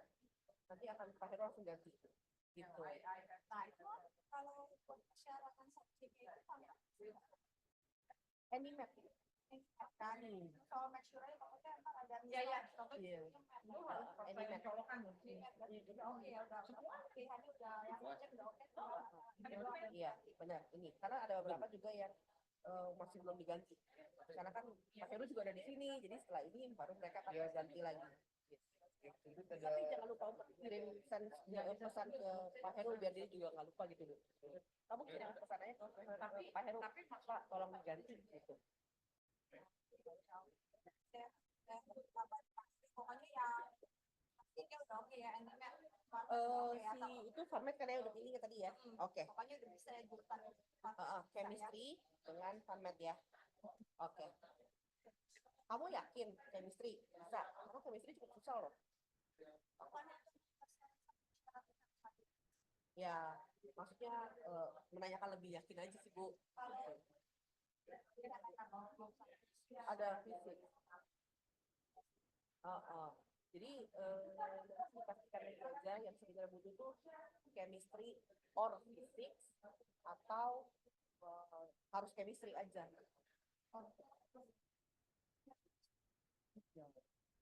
chemistry lebih susah daripada fisik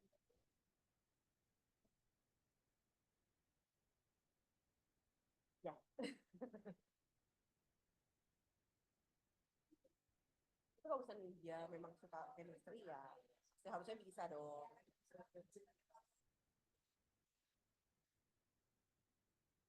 nggak apa-apa ikut kelas aja chemistry ikut kelas fisik juga ikut aja jadwalnya sedang dalam proses Bu nanti jika sudah ada akan muncul di bagian pinggir enrollmentnya kalau nggak besok lusa udah ngilang ya belum enroll Bu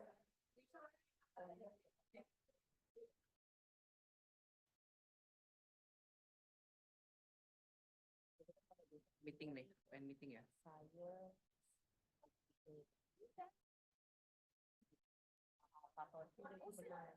terus ngobrol dulu nanti kita